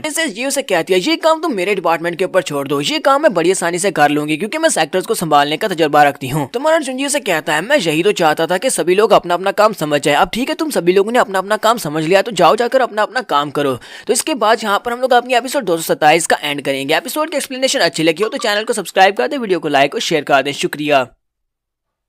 तो गाइस कैसे हैं आप सब लोग। स्वॉर्ड किंग के एपिसोड 228 के साथ हाजिर हो। तो लास्ट एपिसोड के एंड पे हमने देखा था हमारा जुंजी दोनों सेक्टर्स को संभालने के लिए सभी लोगों को उनका काम दे देता है कि कैसे उन सभी लोगों ने अपने अपने डिपार्टमेंट में रहकर अपना काम करना है। उसके बाद हमारा जुंजी अपने रूम के अंदर आकर बैठ जाता है और कल्टीवेट करना स्टार्ट करता है। हमारे जुंजी की बॉडी के अंदर जो डिमोनिक एनर्जी होती है उसको अपनी बॉडी के अंदर रिफाइन करने की कोशिश कर रहा था। ये सारी डिमोनिक एनर्जी कहाँ से आई है? ये ब्लैक स्वॉर्ड से आ रही है, क्योंकि ब्लैक स्वॉर्ड जो है के कंट्रोल करना चाहती है, जिसकी वजह से वो उसको और ज्यादा लालची बनाती जा रही है। हर वक्त वो उसको कहती है कि दूसरों को मार डालो, जिसकी वजह से डेथ एनर्जी हमारे जुंजी की बॉडी के अंदर है, जिससे उसकी पावर और ज्यादा बढ़ती जाए। जुंजी कहता है मुझे टाइम रहते हुए सारी की सारी ब्लैक एनर्जी को अपनी बॉडी के अंदर सप्रेस करना होगा, क्योंकि अगर मैं इसको सप्रेस नहीं कर पाया तो ये मेरी बॉडी के ऊपर कंप्लीट कंट्रोल कर लेगी। तो उसी वक्त ज़ाओई यानी कि ब्लैक स्वॉर्ड की जो सोल होती है वो दोबारा से हमारे जुंजी की बॉडी के अंदर से बाहर निकलती है और उसे कहती है मास्टर जी तुम हर बार ऐसा क्यों करते हो? तुम हर बार मुझे रेजिस्ट करने की कोशिश क्यों करते हो? ना तुम मेरी बॉडी के साथ मर्ज हो जाओ। अगर तुम मेरे साथ मर्ज हो जाते हो तो मैं तुम्हें इतनी पावर दूंगी जितनी तुम सोच भी नहीं सकते। इतनी पावर के साथ तुम नाइन आइस पैलेस में जाकर अपनी ल्यूजिया को बचाकर ला सकते हो। लेकिन तुम यहाँ पर ऐसा क्यों करते हो? तुम बार बार मुझे रेजिस्ट करने की कोशिश कर रहे होते हो। मेरे साथ मर्ज होने का सिर्फ और सिर्फ एक ही तरीका है, तुम्हें बस जिसको भी देखो उसको मार डालो। जितना ज्यादा तुम किलिंग करोगे उतना ज्यादा तुम यहाँ पर फ्रीली मूव कर पाओगे, तुम्हें मेरी पावर्स मिलेंगी। इस दुनिया में कोई भी ऐसा नहीं होगा जो तुम्हें रोक सके। और जुंजी वहाँ पर उसके कंट्रोल में आता जा रहा होता है, जहाँ तक कि उसकी आंखें भी काले रंग की हो जाती हैं। उसे कहती है क्या तुम अपनी एबी को बचाना नहीं चाहते? क्या तुम ल्यूजिया को बचाना नहीं चाहते? क्या तुम्हें नहीं पता कि इस वक्त उसके साथ क्या हो रहा है? वहाँ पर उसके साथ बहुत ज्यादा जुल्म हो रहा होता है। वहाँ जुंजी जब उसकी बातें सुन रहा होता है तो उसकी बॉडी के ऊपर वो कंट्रोल करती जा रही होती है, जबकि उसी वक्त लूलैन भागती हुई अंदर आ जाती है। वो जैसे ही हमारे जुंजी को देखती है कि उसकी हालत काफी खराब है, उसकी बॉडी के अंदर से डार्क एनर्जी निकल रही है, अपनी एनर्जी को रिलीज करती है, क्योंकि उसके पास प्योरीफाइंग बुद्धा लोटस की एनर्जी है। तो वो उसको रिलीज करते हुए हमारे जुंजी को उसके साथ कवर करती है। हमारा जुंजी जो कि इस वक्त ब्लैक ओरा की कंट्रोल में होता है वो चलाकर उसे कहता है तुम्हें अंदर किसने आने दिया? चलो जहाँ से दफा हो जाओ। हमारे लूलैन उसे कहती है जैसा कि मुझे लगा था कि तुम्हारे साथ कुछ ना कुछ तो गलत है और तुम मुझसे कुछ छुपाने की कोशिश कर रहे हो। मुझे पहली बार तुमसे मिलते ही महसूस हो गया तुम्हारी बॉडी के अंदर बहुत सारी डार्क और नेगेटिव एनर्जी है। मैं यहाँ पर तुम्हें सारी डार्क एनर्जी के साथ अकेले सफर होने नहीं दूंगी। लास्ट टाइम तुमने मेरी जान बचाई थी, तो अब जहाँ पर मैं तुम्हारी जान बचाऊंगी। वो अपने लोटस फ्लावर के साथ अपनी मास्टर स्पिरिट को रिलीज करती है और उसके साथ हमारे जुंजी के ऊपर एनर्जी के साथ उसको कवर कर देती है, जिसकी वजह से हमारे जुंजी की बॉडी के अंदर जो ज़ावी होती है पहले बाहर निकली होती है वो डिस्ट्रॉय हो जाती है। और इसी के साथ ही हमारा जुंजी दोबारा से अपनी आंखें खोलता है और ज़ावी के कंट्रोल से बाहर निकल आता है। वो उसे कहता है लूलैन तुम यहाँ पर क्या कर रही हो? तुम्हें यहाँ पर किसने आने दिया और तुम ये सब कुछ क्यों कर रही थी? लूलैन उसे कहती है मुझे पता चला कि तुम्हारी बॉडी के अंदर से काफी सारी डार्क एनर्जी निकल रही है। पहले मुझे लगा था कि शायद तुम अटैक के दौरान जख्मी हो गए थे, जिसकी वजह से तुम हमें बताना नहीं चाहते, तो इसी वजह से मैं यहाँ पर देखने के लिए आई थी। लेकिन तुम्हारी बॉडी के अंदर से तो काफी सारी इवल एनर्जी निकल रही थी, जिसकी वजह से मुझे तुम्हें प्योरीफाई करना पड़ा। इसी के साथ ही लूलैन उसे कहती है अब मुझे ये बताओ कि ये सब कुछ कैसे हुआ? तुम्हारी बॉडी के अंदर से इतनी ज्यादा स्ट्रॉन्ग डिमोनिक एनर्जी कैसे निकल रही थी? तुमने अपनी बॉडी के साथ क्या किया है? तुम्हारे जुंजी से कुछ बताने लगता है लेकिन उसे नहीं बताता। तुम्हारे जुंजी से कहता है ये जानना ज्यादा जरूरी नहीं है कि मेरी बॉडी के अंदर से डिमोनिक एनर्जी कहाँ से आई है, बल्कि ये जानना ज्यादा जरूरी है कि तुम यहाँ पर क्या कर रही हो और तुमने ये सब कुछ क्यों किया। तुम्हारे लिए ज्यादा परेशान हो, तुमने यहाँ पर अपनी वाइटैलिटी को जाया किया है। तुम्हें पता है ना कि जितना ज्यादा तुम इस टेक्निक को यूज करोगे उतना ज्यादा तुम्हारा लाइफ स्पैन कम होता जाएगा। तुम्हें अभी डीप स्लीप से जाके हुए ज्यादा वक्त नहीं हुआ और तुम्हें यहाँ पर ये सब कुछ करना नहीं चाहिए। तुम दोबारा से डीप स्लीप में चली जाओगी। उसे कहती है तुम्हें मेरे लिए परेशान होने की जरूरत नहीं है, मैं अपने आप को दोबारा नुकसान नहीं पहुंचाऊंगी, क्योंकि मुझे तुम्हारी ज्यादा फिक्र है। और साथ ही वो अंदर से सोच रही होती है तुम्हें क्या लगता है कि मैं यहाँ पर ये सब कुछ क्यों कर रही हूँ? मैं तुम्हारे लिए अपनी जान भी दे सकती हूँ, ये तो कुछ भी नहीं है। तुम्हारे जुंजी से फिर से कहता है तुम्हें दोबारा ये सब कुछ करने की जरूरत नहीं है, मैं इस सब को अपने आप से संभाल सकता हूँ। इस बात को याद रखना, तुम्हें बस अपना अपना ध्यान रखना है। तो वो आगे से शर्माते हुए कहती है हाँ ठीक है मैं अपना ध्यान रखूंगी। फिर साथ ही लूलैन अंदर से सोच रही होती है ये यहाँ पर मुझसे इतनी ठंडी अल्फाज में क्यों बात कर रहा है? ये मुझे नहीं बताना चाहता कि इसके साथ क्या चल रहा है, लेकिन मुझे इस बात का तो पूरा यकीन है कि ये अपने आप जो कुछ भी हो रहा है उसको संभाल सकता है, जो उसको कंट्रोल कर सकता है। तो मुझे यहाँ पर ज्यादा परेशान होने की जरूरत नहीं है। इसी वक्त हमारे जुंजी का स्टूडेंट भागता हुआ अंदर आता है, उसे कहता है मास्टर एक बुरी खबर है। जैसे कि मास्टर आपने कहा था कि हिमालय डाउन पैलेस और गोल्डन गेट के जो डिसाइपल्स थे, जैसे कुछ डिसाइपल बदला लेने की भावना के साथ हमारे कुछ इलाकों के ऊपर अटैक कर सकते हैं, उन सिटीज के ऊपर जिनके ऊपर हमारा कंट्रोल है। बिल्कुल ऐसा ही हुआ है। बचे हुए कुछ स्टूडेंट्स ने मिलकर एक ऐसी फॉर्मेशन को एक्टिवेट किया है जिससे वो एक बीस्ट राइड ला सकते हैं। हमारे इसी सिटी के ऊपर गूजबाज सिटी के ऊपर अटैक करने वाले हैं। वो यहीं पर बाहर फॉर्मेशन को एक्टिवेट करते बहुत सारे बीस्ट को यहाँ पर लोड करके ले आए हैं। उन्हें यहाँ पर सिविलियंस की बिल्कुल भी परवाह नहीं है, ना सिर्फ सिविलियन की बल्कि उन्हें अपनी जान की भी कोई परवाह नहीं है। वो हमारे सामने है, बिल्कुल सामने है। मुझे लगता है कि वो लोग यहाँ पर जानबूझकर इसी इरादे से आए हैं, क्योंकि उन्हें पता है कि वो मरने वाले हैं, लेकिन वो अपने साथ बहुत सारे सिविलियंस और हमारे कुछ लोगों को भी लेकर जाएंगे। सिर्फ इतना ही नहीं है, बल्कि वो जो बीस्ट राइड लेकर आए हैं दूसरे सिटीज के बहुत सारे लोग उनके आगे आगे हैं और वो भागते हुए सीधे हमारे सिटी की तरफ ही आ रहे हैं। क्या करें? क्या हम लोग दरवाजा खोल दें, उन लोगों को अंदर आने दें? जुनियर से कहता है अपने सोल्जर्स को जाकर कहो कि जल्दी से दरवाजा खोल दो। दरवाजों को खोल दिया जाए ताकि सारे के सारे सिटीजन को अंदर लिया जा सके, कोई भी बाहर नहीं रहना चाहिए और उन बीस्ट मॉन्स्टर्स का शिकार नहीं बनना चाहिए। जबकि यहीं से हमें बाहर का सीन दिखाते हैं जहाँ पर हिमालय डाउन पैलेस और गोल्डन गेट के डिसाइपल्स होते हैं। लोग अपने हाथों को अपनी तलवार के साथ जख्मी करते हैं और ब्लड को वहाँ पर यूज कर रहे होते हैं। वो अपने ब्लड सैक्रिफाइस को यूज करते हुए एक फॉर्मेशन क्रिएट करते हैं। वहाँ पर टोटल 4-5 स्टूडेंट्स होते हैं, वो सारे के सारे अपने ब्लड को यूज करते हुए फॉर्मेशन को एक्टिवेट करते हैं। जुनियर से कहते हैं तुमने हमारे हिमालय डाउन पैलेस और गोल्डन गेट दोनों को हराया है, तो जहाँ पर तुम्हें इसकी कीमत तो चुकानी पड़ेगी। तुम्हें क्या लगा था कि कीमत चुकाए बिना यहाँ पर तुम ये सब कुछ कर सकते हो? तो वो लोग अपने ब्लड को यूज करते हुए जो फॉर्मेशन एक्टिवेट करते हैं, उस फॉर्मेशन की वजह से वहाँ पर वो सारे मॉन्स्टर्स खींचे चले आते हैं। सारे मॉन्स्टर्स भागते हुए उस तरफ आगे बढ़े होते हैं। मार्जुनी कहता है ये लोग यहाँ पर अपने ब्लड को यूज कर रहे हैं इस रे फॉर्मेशन को डिप्लॉय करने के लिए, ताकि ये लोग यहाँ पर बीस्ट को अट्रैक्ट कर सकें। लगता है कि ये लोग यहाँ पर मरने की पूरी तैयारी करके आए हैं। मार्जुनी और उसके डिसाइपल्स आगे बढ़ते हैं और उन मॉन्स्टर्स को मारना स्टार्ट करते हैं। मार्जुनी का स्टूडेंट कहता है मास्टर अब हम लोग क्या करेंगे? ये लोग तो यहाँ पर सिविलियंस को मार डालेंगे, क्योंकि ये सारे मॉन्स्टर्स आगे बढ़े और ये सिविलियंस और दूसरे सोल्जर्स में कोई भी फर्क नहीं करने वाले। कि वो स्टूडेंट्स उनकी बात सुनने के बाद जोर जोर से हंसना शुरू कर देते हैं और कहते हैं चलो देखते हैं कि अब तुम यहाँ पर क्या करने वाले हो। हम लोग यहाँ पर अपनी बीस्ट टायर की मदद से पूरे 30,000 लोगों को लेकर आए हैं। अगर 30,000 लोग तुम्हारे गेट के पास खड़े हैं, क्या तुम यहाँ पर उनके लिए दरवाजा खोलोगे और सभी को अपने सिटी के अंदर आने दोगे? तुम उन सभी की जान बचाने के लिए यहाँ पर अपने सोल्जर्स और अपने सिटी की जान को खतरे में डालोगे, फिर तुम यहाँ पर इन सारे 30,000 लोगों को इन मॉन्स्टर्स का खाना बनने दोगे, ये सारे बीस्ट इनको खा जाएंगे। हमारे पास ज्यादा टाइम नहीं है, चलो जल्दी से फैसला करो कि तुम यहाँ पर क्या करने वाले हो, क्योंकि हमने अपनी ब्लड रे फॉर्मेशन को एक्टिवेट कर दिया हुआ है और जहाँ पर जितने मॉन्स्टर्स हैं ये सारे उन लोगों के करीब पहुंच चुके हैं और जिन लोगों को चीर फाड़ देंगे। हमें तो ये बात अच्छी तरह से पता है कि हम लोग यहाँ पर मरने वाले हैं, लेकिन हम लोग अपने साथ यहाँ पर कम से कम बहुत सारे लोगों को लेकर मरेंगे। 10 से 20,000 लोग तो हमारे साथ मरेंगे ही। इसी के साथ एक बड़ा सा बियर मॉन्स्टर जल्दी से जंप करते हुए हमारे जुंजी उसके स्टूडेंट के ऊपर अटैक करने के लिए आगे बढ़ता है। जुंजी अपनी तलवार को घुमाते हुए बियर मॉन्स्टर का गर्दन काट देता है। जुंजी उनसे कहता है मैं यहाँ पर इन सारे मॉन्स्टर्स को रोका रखता हूँ, तुम जल्दी से जाओ जाकर दरवाजे खुलवा दो। यहाँ पर जितने भी 30,000 लोग हैं उन सभी के सभी को एक एक करके अंदर जाने दो, उनमें से कोई भी यहाँ पर बाहर नहीं रहना चाहिए। तो दरवाजे खुल जाते हैं और जितने रेफ्यूजीज होते हैं वो जल्दी से भागते हुए अंदर चले जाते हैं और कहते हैं लगा था कि जुंजी यहाँ पर हम सभी को छोड़ देगा मरने के लिए, लेकिन उसने हमारे लिए दरवाजे खोल दिए। चलो जल्दी से भागकर अंदर चलते हैं, जल्दी जल्दी भागना होगा ताकि हम लोग सिटी के अंदर जा सके। पर एक बुढ़िया को दिखाते हैं जो कि नीचे गिर जाती है और एक मॉन्स्टर उसके ऊपर आ चढ़ता है और उसको मुंह खोलकर उसको खाने लगता है। हमारे जुंजी का स्टूडेंट उसके पास आता है और उसकी गर्दन में अपनी तलवार धंसाकर उस मॉन्स्टर को मार देता है। उस बुढ़िया औरत को उठाता है और उसे कहता है मेरे साथ आओ, मैं तुम्हें अंदर छोड़कर आता हूँ। जबकि वो बुढ़िया उसे कहती है मुझे नहीं लगा था कि कोई यहाँ पर हमें बचाने के लिए आएगा, और वेंचियन पवेलियन का नया लॉर्ड तो बिल्कुल भी नहीं। हमने इसके बारे में बहुत कुछ सुना था कि ये बुरा इंसान है, लेकिन देखकर लगता तो नहीं है ये एक बुरा इंसान है। तो यहाँ पर हमारी मदद कर रहा है, हम सभी को यहाँ पर रहने के लिए जगह दे रहा है। साथ ही वो लूजिंग से कहती है मुझे लगता है कि तुम सभी को हम सभी के साथ इन्वॉल्व नहीं होना चाहिए। ये गेटवे काफी ज्यादा क्लोज है और यहाँ पर टोटल 30,000 लोग हैं। सभी लोग टाइम रहते हुए अंदर नहीं जा पाएंगे, जो कि ज्यादा तगड़े हैं वो वही जा पाएंगे। तो यहाँ पर इन मॉन्स्टर्स को रोकने की बजाय भागकर पहले अंदर चलना चाहिए। सभी कमजोर लोग यहाँ पर मॉन्स्टर्स का खाना बनते हैं और इन सभी को रोका रखते हैं। जुंजी से कहता है और वेंचियन पवेलियन किसी को भी गिव अप नहीं करेगा, तुम में से कोई भी यहाँ पर पीछे नहीं रहेगा, सभी लोग गेट को पार करके अंदर जाएंगे। जबकि हमारा जुंजी वहाँ पर अभी मॉन्स्टर्स के साथ फाइट कर रहा होता है।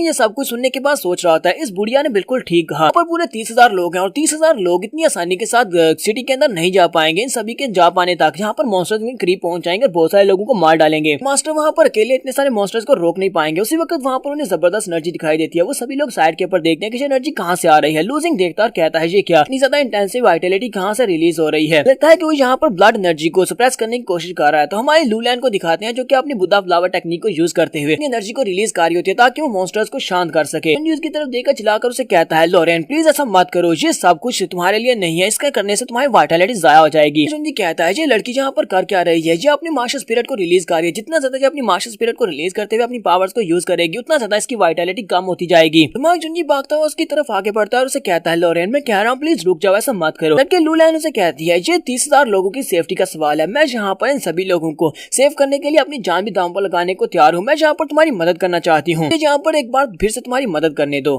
जुंजी भागता हुआ उसके करीब पहुंचता है तो उसके लोटस फ्लावर के ऊपर उसका हार्ट ब्लड दिखाई देता है। जुंजी कहता है ये लड़की तो वाकई में यहाँ पर अपने हार्ट ब्लड को यूज कर रही है, यानी कि इसकी वाइटलिटी 0 हो जाएगी। तो यहाँ पर इसने इस टेक्निक को फुली यूज कर दिया। लेकिन दूसरी तरफ लूजिंग उन सभी सिविलियन से कह रहा है तुम सभी लोग यहाँ पर खड़े किसका इंतजार कर रहे हो, चलो जल्दी से भागकर अंदर जाओ, तुम में से कोई भी यहाँ पर नहीं होना चाहिए। वो सभी लोग फिर से भागना शुरू कर देते हैं और कहते हैं चलो जल्दी से हमें भागकर अंदर जाना है। वो लड़की वहाँ पर अपनी पूरी कोशिश कर रही है, अपनी जान को दांव पर लगा रही है ताकि हम लोग बच सके, हमें जल्दी से अंदर जाना होगा। वो सभी लोग भागते हुए अंदर चले जाते हैं। जुंजी अभी भी उसे कह रहा था प्लीज रुक जाओ, तुम्हें ये सब कुछ करने की जरूरत नहीं है, हम लोग यहाँ पर कोई और तरीका ढूंढ लेंगे। लोरेन उसे कहती है नहीं तुम नहीं ढूंढ पाओगे, और वो एनर्जी को यूज करते हुए एक बैरियर क्रिएट करती है जिससे जुंजी आके नहीं जा पाता और पीछे गिर जाता है। लोरेन उसे कहती है ये मेरी अपनी चॉइस है, ये सब कुछ मैंने खुद चूज किया है। मुझे लगता है कि मुझे अगर दूसरी जिंदगी मिली है तो वो सिर्फ और सिर्फ इसलिए मिली थी कि मैं यहाँ पर 30,000 लोगों की जान बचा सकूं। मैं यहाँ पर ये करने में बहुत ज्यादा गर्व महसूस कर रही हूँ। इसी के साथ ही वहाँ पर एक और एनर्जी को रिलीज करती है। वो और ज्यादा एनर्जी को रिलीज करती है तो सभी मॉन्स्टर्स वहीं पर अपने घुटने टेक देते हैं। तो जुंजी उसे कहता है लोरेन अब बस बहुत हो गया, सभी के सभी सिविलियंस गेट से अंदर चले गए और सारे सोल्जर्स भी अंदर चले जा चुके हैं, हमें यहाँ पर करने की जरूरत नहीं है। लोरेन उसे कहती है मुझे जरा रुको, अभी ये कंप्लीट नहीं हुआ, क्योंकि मुझे भी अच्छी तरह से पता है कि जब वहाँ पर एक रे फॉर्मेशन, एक ब्लड रे फॉर्मेशन को एक्टिवेट किया जाता है उसके डीएक्टिवेट होने तक सभी लोग मारे जाएंगे। मुझे यहाँ पर उसको अपनी पावर्स के साथ डीएक्टिवेट करना पड़ेगा, तभी यहाँ पर चैन की सांस लूंगी जब तुम सभी लोग सेफ हो जाओगे। इसी के साथ ही वहाँ पर उसका फ्लावर विदर हो जाता है और उसकी एनर्जी रिलीज होती है। मायाजुन जी अपनी पावर्स को यूज करते हुए उसको कैच करता है ताकि वो नीचे न गिरे। मायाजुन जी जल्दी से आगे बढ़कर उसको कैच कर लेता है और कहता है, बेवकूफ लड़की जी, तुमने क्या कर दिया? मुझे नहीं पता कि मैं तुम्हारे इस एहसान का बदला कैसे चुकाऊंगा। तुमने जहाँ पर अपनी वाइटैलिटी को जाया करके इन सभी लोगों की जान बचा ली। तो जहाँ पर हम लोग अपनी एपिसोड 228 का एंड करेंगे। एपिसोड का एक्सप्लेनेशन अच्छी लगी हो तो वीडियो को लाइक और शेयर कर दे। शुक्रिया।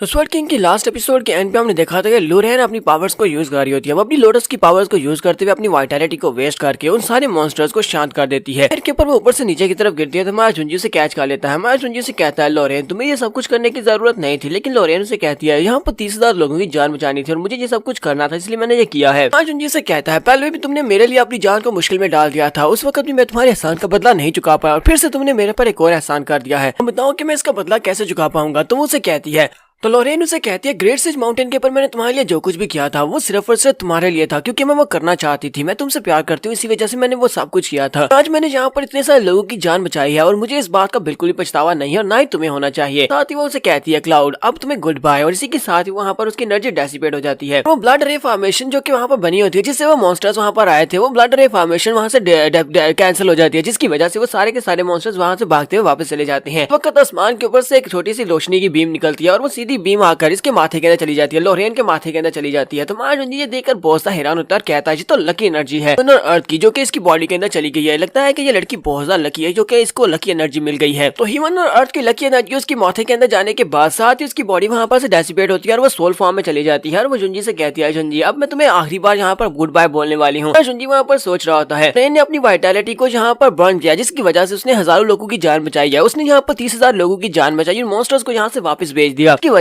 वजह से ह्यूमन इससे बहुत ज्यादा खुश हुई और ह्यूमंस एंड अर्थ की लकी एनर्जी इसकी बॉडी के अंदर चली गई। इस लकी एनर्जी की मदद से अब क्योंकि यहाँ पर इसकी फिजिकल बॉडी तो डिस्ट्रॉय हो चुकी है, लेकिन इसकी सोल यहाँ पर सील हो चुकी है। ठीक है, हम लोग इसकी सोल को यहाँ पर दोबारा से किसी पपेट में डालकर इसको जिंदा कर सकते हैं। मायाजुन जी के पास उसका बुद्धा लोटस फ्लावर होता है और उसकी सोल जो होती है वो उस लोटस फ्लावर के अंदर सील हो जाती है। तो मायाजुन जी कहता है, तो फिलहाल के लिए मैं इसे अपने पास रख लेता हूँ और इसको बाद में कभी इसको यूज किया जा सकता है। तो स्टूडेंट भागता हुआ उसके पास आता है और उसे कहता है, मास्टर लोरेन कहाँ पर गई? लोरेन का क्या हुआ? तो मायाजुन जी से कहता है, उसने सभी लोगों को बचाने के लिए अपनी जान दे दी। बाकी के सभी लोग भी भागते हुए उसके पास आते हैं, उसे कहते हैं, लीडर लोरेन का क्या हुआ? क्योंकि सभी लोग वो भी ये बात सुनने के बाद बहुत ज्यादा हैरान होते हैं और सारे रोना चुका देते हैं। शुई कियान भी यहाँ पर रो रही होती है। जिन लोगों से कहता है, वो लड़की जहाँ पर सभी लोगों को बचाने के लिए अपनी जान दे दी वो मर गई है, कि बाकी के सभी लोग यहाँ पर बच सके। तो सभी लोग क्या सेफ हैं? तो वो सभी लोग जो कि जिन लोगों की जान बची होती है वो सभी लोग कहते हैं, गोल्डन गेट और हिमली डान पैलेस के लोग बहुत ज्यादा बुरे हैं, उन्होंने हम सिविलियंस को मारने की कोशिश की, जबकि जहाँ पर जियन पवेलियन के लोगों ने ना सिर्फ हमें जहाँ पर बचाया बल्कि उनकी एक लड़की ने अपनी जान दे दी हम सभी को बचाने के लिए, ताकि हम सभी लोग मॉन्स्टर्स का खाना ना बने। वेंजियन पवेलियन के लोगों ने हमें बहुत अच्छे से ट्रीट किया। हम लोग वेंजियन पवेलियन के खिलाफ नहीं जाएंगे, हम लोग हमेशा वेंजियन पवेलियन के ग्रेटफुल रहेंगे। सभी लोग वहीं पर अपने सर झुका देते हैं और उनसे कहते हैं, वेंजियन पवेलियन के लीडर आपका बहुत बहुत शुक्रिया, वेंजियन पवेलियन तुम्हारा बहुत बहुत शुक्रिया। जुंजी अभी वहीं पर खड़ा होता है कि उसी वक्त ह्यूमन एंड अर्थ की लकी एनर्जी ऊपर से नीचे की तरफ आती है और इस बार वो ह्यूमनली एनर्जी, ठीक है, वो लकी एनर्जी हमारी जुंजी की बॉडी के अंदर एंटर होती है। तो वो सभी लोग देखकर और भी हैरान होते हैं और कहते हैं, ये तो ह्यूमन की लकी एनर्जी है और ये देखो ये मास्टर की बॉडी के अंदर जा रही है। नेक्स्ट सीन कैंप के अंदर का दिखाया जाता है। हमारा जुंजी एम्परर मो के पास होता है। एम्परर मो से कहता है, हालांकि लोरेन की फिजिकल बॉडी डिस्ट्रॉय हो चुकी है, लेकिन उसकी सोल अभी भी मेरे पास सील्ड है और उसकी सोल को मैं वापस जिंदगी दे सकता हूँ, मैं उसको वापस जिंदा कर सकता हूँ, मेरे पास एक तरीका है। जुंजी से कहता है, सीनियर मैं चाहता हूँ कि आप मेरे लिए एक ऐसा हाफ ह्यूमन हाफ पपेट ऐसी बॉडी बनाए जिससे मैं एक दोबारा से इंसान बना सकूं। एम्परर मो से कहते हैं, हाँ मुझे भी ऐसे लगता है कि ये सिर्फ और सिर्फ आखिरी रास्ता है, मैं उसके लिए एक पपेट बना दूंगा जिससे तुम उसके अंदर सोल डालकर उसको जिंदा कर सकते हो। जुंजी से कहता है, आपको ऐसा क्यों लगता है कि मैं सिर्फ और सिर्फ पपेट में उसको डालकर उसको जिंदा करूंगा? मैं उसको एक पपेट बनने नहीं दे सकता। लोरेन के पास जो मार्शल सोल थी वो एक लेवल 9 की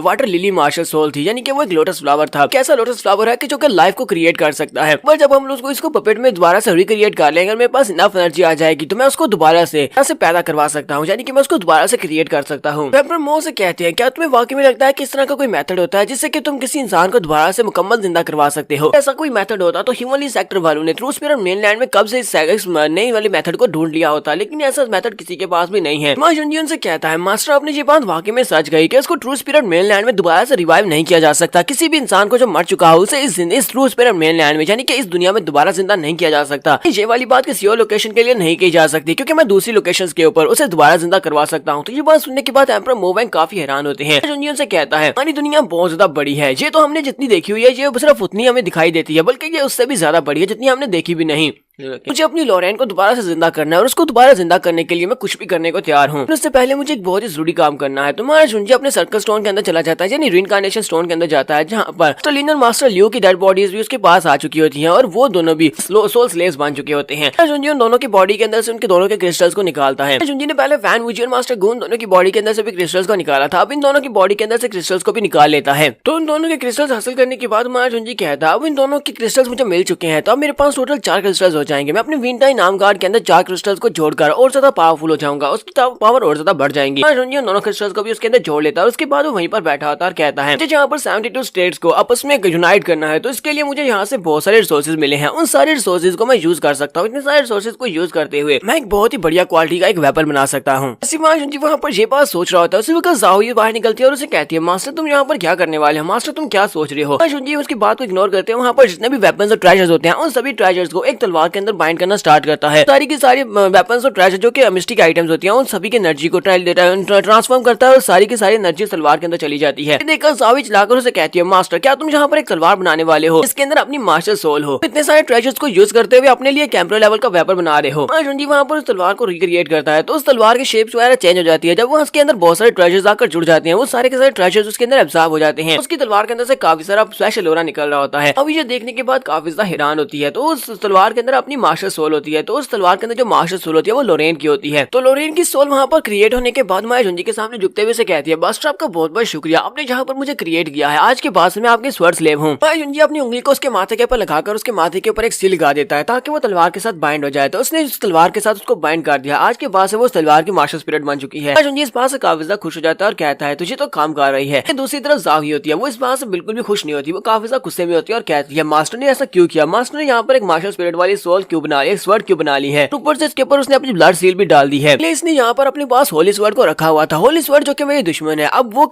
होली स्वर्ड इसने किसी और को दे दी, लेकिन अब उसकी जगह के ऊपर इसने मेरे लिए एक और होली स्वर्ड बना ली है। वाली होली स्वर्ड जो हमेशा मुझे रेजिस्ट करती रहेगी और कभी भी इसकी बॉडी के ऊपर कंप्लीट कंट्रोल नहीं करने देगी। माया जुंजी कहता है अब मैंने यहाँ पर अपनी तलवार को रिक्रिएट कर लिया है तो अब मेरी स्ट्रेंथ पहले से काफी ज्यादा बढ़ जाएगा, मुझे ब्लैक स्वर्ड को यूज नहीं करना पड़ेगा। नेक्स्ट दिन अगले दिन का दिखाया जाता है। माया जुंजी रूम से बाहर निकलता है तो उसका स्टूडेंट्स के पास आता है। लूजिंग उसे कहता है मास्टर मुझे आपसे बात करनी है। तो उसे कहता है तुम्हें क्या बात करनी है। लूजिंग उसे कहता है मास्टर इस वक्त एक विजिटर है जो कि बाहर खड़ा है, वो कह रहा है कि वो आपका दोस्त है और वो आपसे मिलना चाहता है, आपसे बात करना चाहता है। जुंजी से कहता है तुम कौन से दोस्त की बात कर रहे हो, क्या उसने अपना नाम बताया। तो लूजिंग उसे कहता है नहीं मास्टर उसने अपना नाम नहीं बताया, उसने अपने पास एक टोकन दिया और कहा कि अपने मास्टर को जाकर ये टोकन दिखा देना, जब मैं ये टोकन देखूंगा तो उसे पता चल जाएगा कि कौन हूँ। जुंजी उसके हाथ से वो टोकन लेता है और उसको देखते ही कहता है ये तो यंग मास्टर सू का है। यंग मास्टर सू को क्या हुआ होगा कि जो यहाँ पर मुझसे मिलने के लिए आया है और ऊपर से अपना नाम भी नहीं बता रहा था। जुंजी कहता है इस वक्त वो कहाँ पर है, मुझे उससे मिलने के लिए जाना था। माया जुंजी से मिलने के लिए जब वहाँ पर जाता है जाते ही अपने एक बैरियर को एक्टिवेट कर लेता है ताकि उन दोनों की बातें कोई भी ना सुन सके, अंदर वहाँ पर उनको कोई देख सके। यंग मास्टर सू से कहता है यंग मास्टर सू यहाँ पर डिस्गाइज में आए हो, मुझे लगता है कि तुम किसी मुश्किल में हो गए, चलो जल्दी से मुझे बताओ कि तुम्हें क्या मदद चाहिए। तुम यहाँ पर खुलेआम मुझसे बात कर सकते हो क्योंकि मैंने आसपास एक बैरियर क्रिएट कर दिया, उस बैरियर की वजह से ना तो कोई हमारी आवाज सुन सकता है ना ही कोई हमें यहाँ पर देख सकता है, ताकि एक निर्वाणा लेवल का मास्टर भी ये बातें नहीं सुन सकता कि हम लोग यहाँ पर जो भी बात करने वाले हैं। मिस्टर सू तुम मुझसे बात कर सकते हो, बताओ कि तुम्हें क्या बताना है। मास्टर सू से कहता है तुम्हारा बहुत बहुत शुक्रिया। तो वो उसे कहता है कुछ दिन पहले की बात है कि हमारे 7 स्टार वैली की जो पैट्रियार्च है मेरे मास्टर भी हैं और साथ मेरे गॉडफादर भी हैं, अचानक से बीमार हो गए हैं, उनका स्पिरिचुअल सी ड्रेन होने वाला है। जुंजी से कहता है मिस्टर फू के बारे में जितना मैं जानता हूँ वो तो निर्वाणा राम के एक एक्सपर्ट है, तो निर्वाणा राम में पहुंचने के बाद वो अचानक से बिल्कुल किसी वजह के बिना बीमार कैसे हो सकते हैं, बस उनका स्पिरिचुअल सी भी यहाँ पर ड्रेन होने वाला है। ये बात समझ में नहीं आ रही। तो यहाँ पर हम लोग अपनी एपिसोड 2 to 9 का एंड करेंगे। एपिसोड की एक्सप्लेनेशन अच्छी लगी हो तो वीडियो को लाइक और शेयर कर दें, शुक्रिया।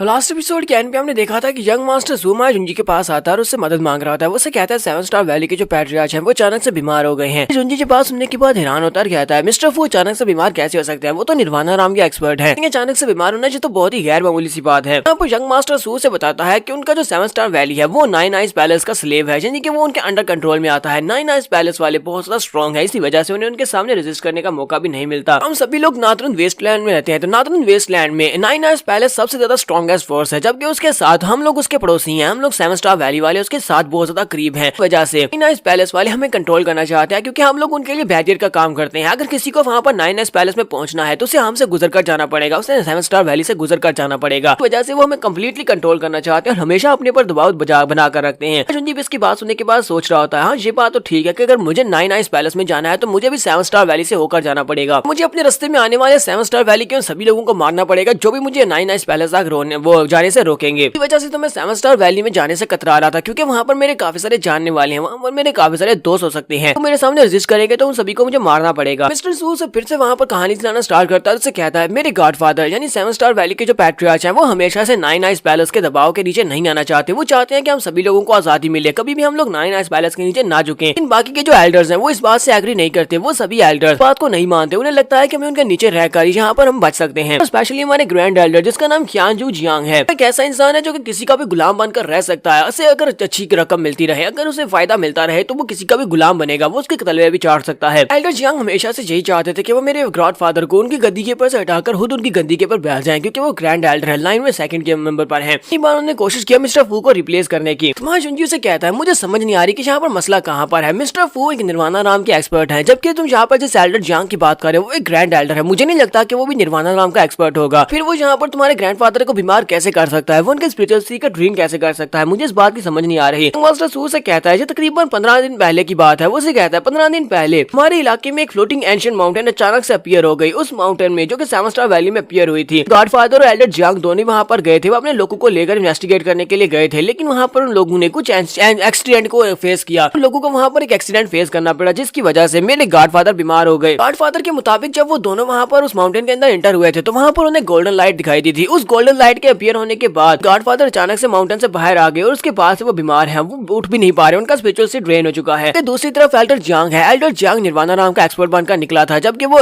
जिन और जैंग नाम का एक्सपर्ट था। अचानक से उसकी कल्टीवेशन इतनी ज्यादा इंप्रूव हो गई वो सिर्फ एक माउंटेन में जाने की वजह से। जुनजी से कहता है तुम्हारे कहने का मतलब यह है कि तुम्हारे फादर के बीमार होने के बाद से एल्डर जियांग 7 स्टार वैली का न्याय करता डरता है, वो एक नया लीडर बन चुका है। उसे कहता है हाँ बिल्कुल ऐसी बात है। एल्डर जियांग ने अपनी पावर्स को यूज करते हुए सभी लोगों को मार दिया, क्योंकि अब वो निर्वाणा नाम का एक्सपर्ट है। इसी वजह से वो सभी लोग जो कि उसके खिलाफ है या फिर मेरे गॉडफादर के साथ है उन सभी को उसने मरवा दिया है। वो सभी लोग जो कि उसके साथ है वो सिर्फ और सिर्फ उसी का साथ दे रहे हैं। मैंने अपने फेस को अपनी अपीयरेंस को चेंज नहीं किया था तो मैं कभी भी वहाँ से बाहर निकलकर जहाँ तक नहीं पहुँच सकता था। उन्होंने तब तक मुझे भी मार दिया होता। मैं जुनजी से कहता है यंग मास्टर सू तुमने जहाँ पर जिस एंशिएंट फ्लोटिंग माउंटेन के बारे में बताया, मुझे लगता है कि उस माउंटेन को मीटियान माउंटेन कहते हैं। हो सकता है कि वो मीटियान माउंटेन हो। यंग मास्टर सू से कहता है ये मीटियान माउंटेन क्या है, क्या तुम उस माउंटेन के बारे में जानता हो? तो मैं जुनजी से कहता हाँ मैं उस माउंटेन के बारे में जानता हूँ। वो एक लेजेंडरी प्लेस है जहाँ पर एक मार्शल एम्परर जिसका नाम मार्शल एम्परर मीटियान था उसने कल्टीवेट किया था। अगर वो वाकई में माउंटेन मीटियान है तो वहाँ पर बहुत सारे ट्रेजर्स हो सकते हैं। उसको एक ट्रेजर माउंटेन भी कह सकते हो। इसी वजह से तो एल्डर जियांग वहाँ से निर्वाणा नाम का एक्सपर्ट बनकर निकला है। यंग मास्टर सू से कहता है क्या तुम वाकई में उस मार्शल एम्परर मीटियान की बात कर रहे हो जो कि बहुत ज्यादा पावरफुल था? उसके बारे में तो मैंने भी सुना है कि ट्रू स्पिरिट मेनलैंड में वो इतना ज्यादा पावरफुल था कि उसने अकेले पूरे का पूरा मीटियान सेक्टर बनाया था। अपनी एम्परर राम के पीक पर था। जुनजी से कहता हाँ बिल्कुल मैं उसी की बात कर रहा हूँ। तो मैं जुनजी सोच रहा होता है फिर वो माउंटेन वाकई में वो माउंटेन मीटियान है, मुझे वहाँ पर जाना चाहिए। वहाँ पर जाकर मैं काफी सारी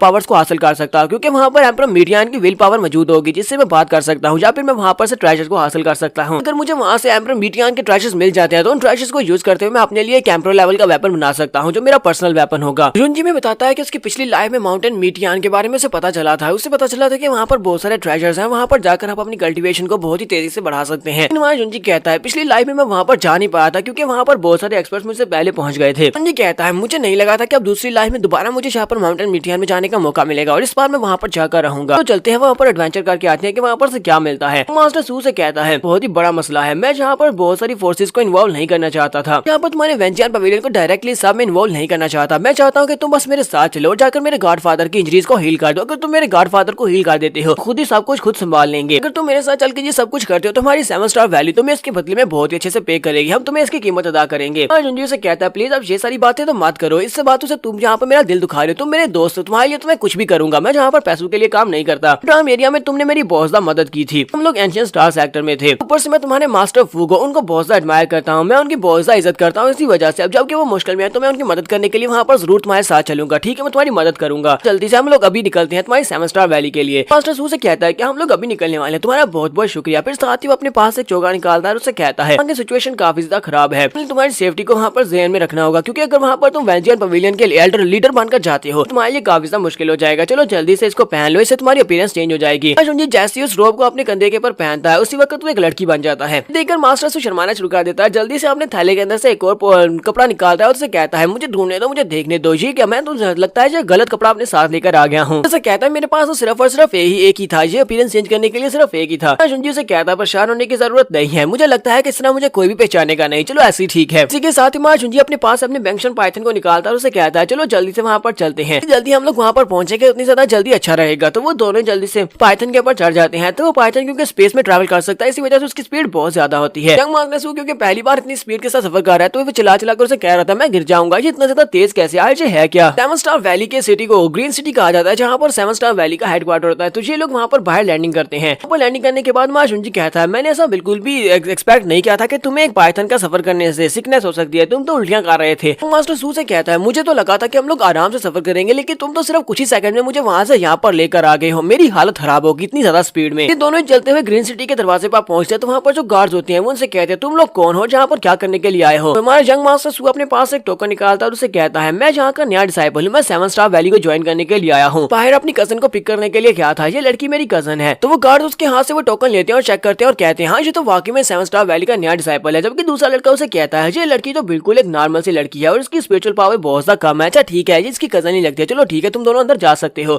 यंग मास्टर सू दोनों वहाँ से गार्ड्स को पार करके अंदर आ जाते हैं। कि वो गार्ड्स वहाँ पर बात कर रही होती हैं। एल्डर जियांग ने हमें कहा है कि हमें यहाँ पर बहुत ही सख्त पहरा देना है। एल्डर जियांग ने कहा था कि कोई भी यहाँ पर इतनी आसानी से अंदर नहीं आना चाहिए, क्योंकि एक डिसाइपल यहाँ से भाग कर गया है मदद लेने के लिए। नाम यंग मास्टर सू है, हमें उसे अंदर आने नहीं देना, लेकिन हमें यहाँ पर रोजाना ओवर टाइम करना पड़ता है, जो कि बहुत ज्यादा अनोइंग है। माजुंजी और यंग मास्टर सू जब दोनों ही अंदर आ जाते हैं, तो अंदर आने के बाद माजुंजी से कहता है तुम्हारा ट्रेजर तो काफी ज्यादा पावरफुल है, इसने मेरा ऑरा कंप्लीटली हाइड किया हुआ था, जिसकी वजह से वो गार्ड्स में मुझे पहचान नहीं पाए। यंग मास्टर सू दोबारा से अपनी अपीयरेंस में आ जाता है और उसे कहता है तो उन गार्ड्स को पता चल जाता है कि तुम वैंजियन पवेलियन के लीडर हो, तो यहाँ पर बहुत बड़ा मसला हो जाता। इसलिए मैं चाहता हूँ कि तुम यहाँ पर इसी तरह प्रिटेंड करते रहो कि तुम एक लड़की और तुम मेरी कजन हो, किसी को पता नहीं चलना चाहिए कि तुम वैंजियन पवेलियन के लीडर हो, जहाँ पर हमारी मदद करने के लिए आए हो, जब तक हम लोग अपने किंग चैन पवेलियन में पहुंच नहीं जाते गॉडफादर के पास। तो ये लोग चलते हुए जैसे आगे बढ़े होते हैं, उसी वक्त वहाँ पर कुछ लड़कियां आकर उनको चारों तरफ से घेर लेते हैं। यहाँ पर एक और लड़का आता है जो कि बूजाओ का बेटा होता है। तो ये बूजाओ का बेटा होता है एल्डर बूजाओ का, जिसका नाम किंग फैंग होता है। तो किंग फैंग उनसे कहता है मैं भी यहाँ पर सोच रहा था कि कौन यहाँ पर अंदर आने की कोशिश कर रहा है, तो ये तो तुम हो, हमारे सेक्टर की प्राइड। तो यंग मास्टर सू तुम यहाँ पर वापस आए हो, तो तुम यहाँ पर किसको लेकर आए हो। यंग मास्टर सू उसकी बात सुनने के बाद अपनी कजन को पकड़ता है, यानी जुंजी को पकड़ता है और कहता है चलो यहाँ से चलते हैं, लेकिन वो फिर से उनके सामने आकर खड़ा हो जाता है। किंग फैंग उसे कहता है तुम तो यहाँ पर मुझे डायरेक्टली इग्नोर कर रहे हो, क्या तुम्हें इस बात का जरा भी डर नहीं है कि अगर तुम यहाँ पर मुझे इग्नोर करोगे तो इससे तुम्हारी स्कारलेट को बहुत ज्यादा मुश्किल हो सकती है। बात सुनते ही हमारा यंग मास्टर सू काफी ज्यादा गुस्सा हो जाता है। जहाँ पर हम लोग अपनी एपिसोड 230 का एंड करेंगे। एपिसोड की एक्सप्लेनेशन अच्छी लगी हो तो वीडियो को लाइक और शेयर कर दे। शुक्रिया।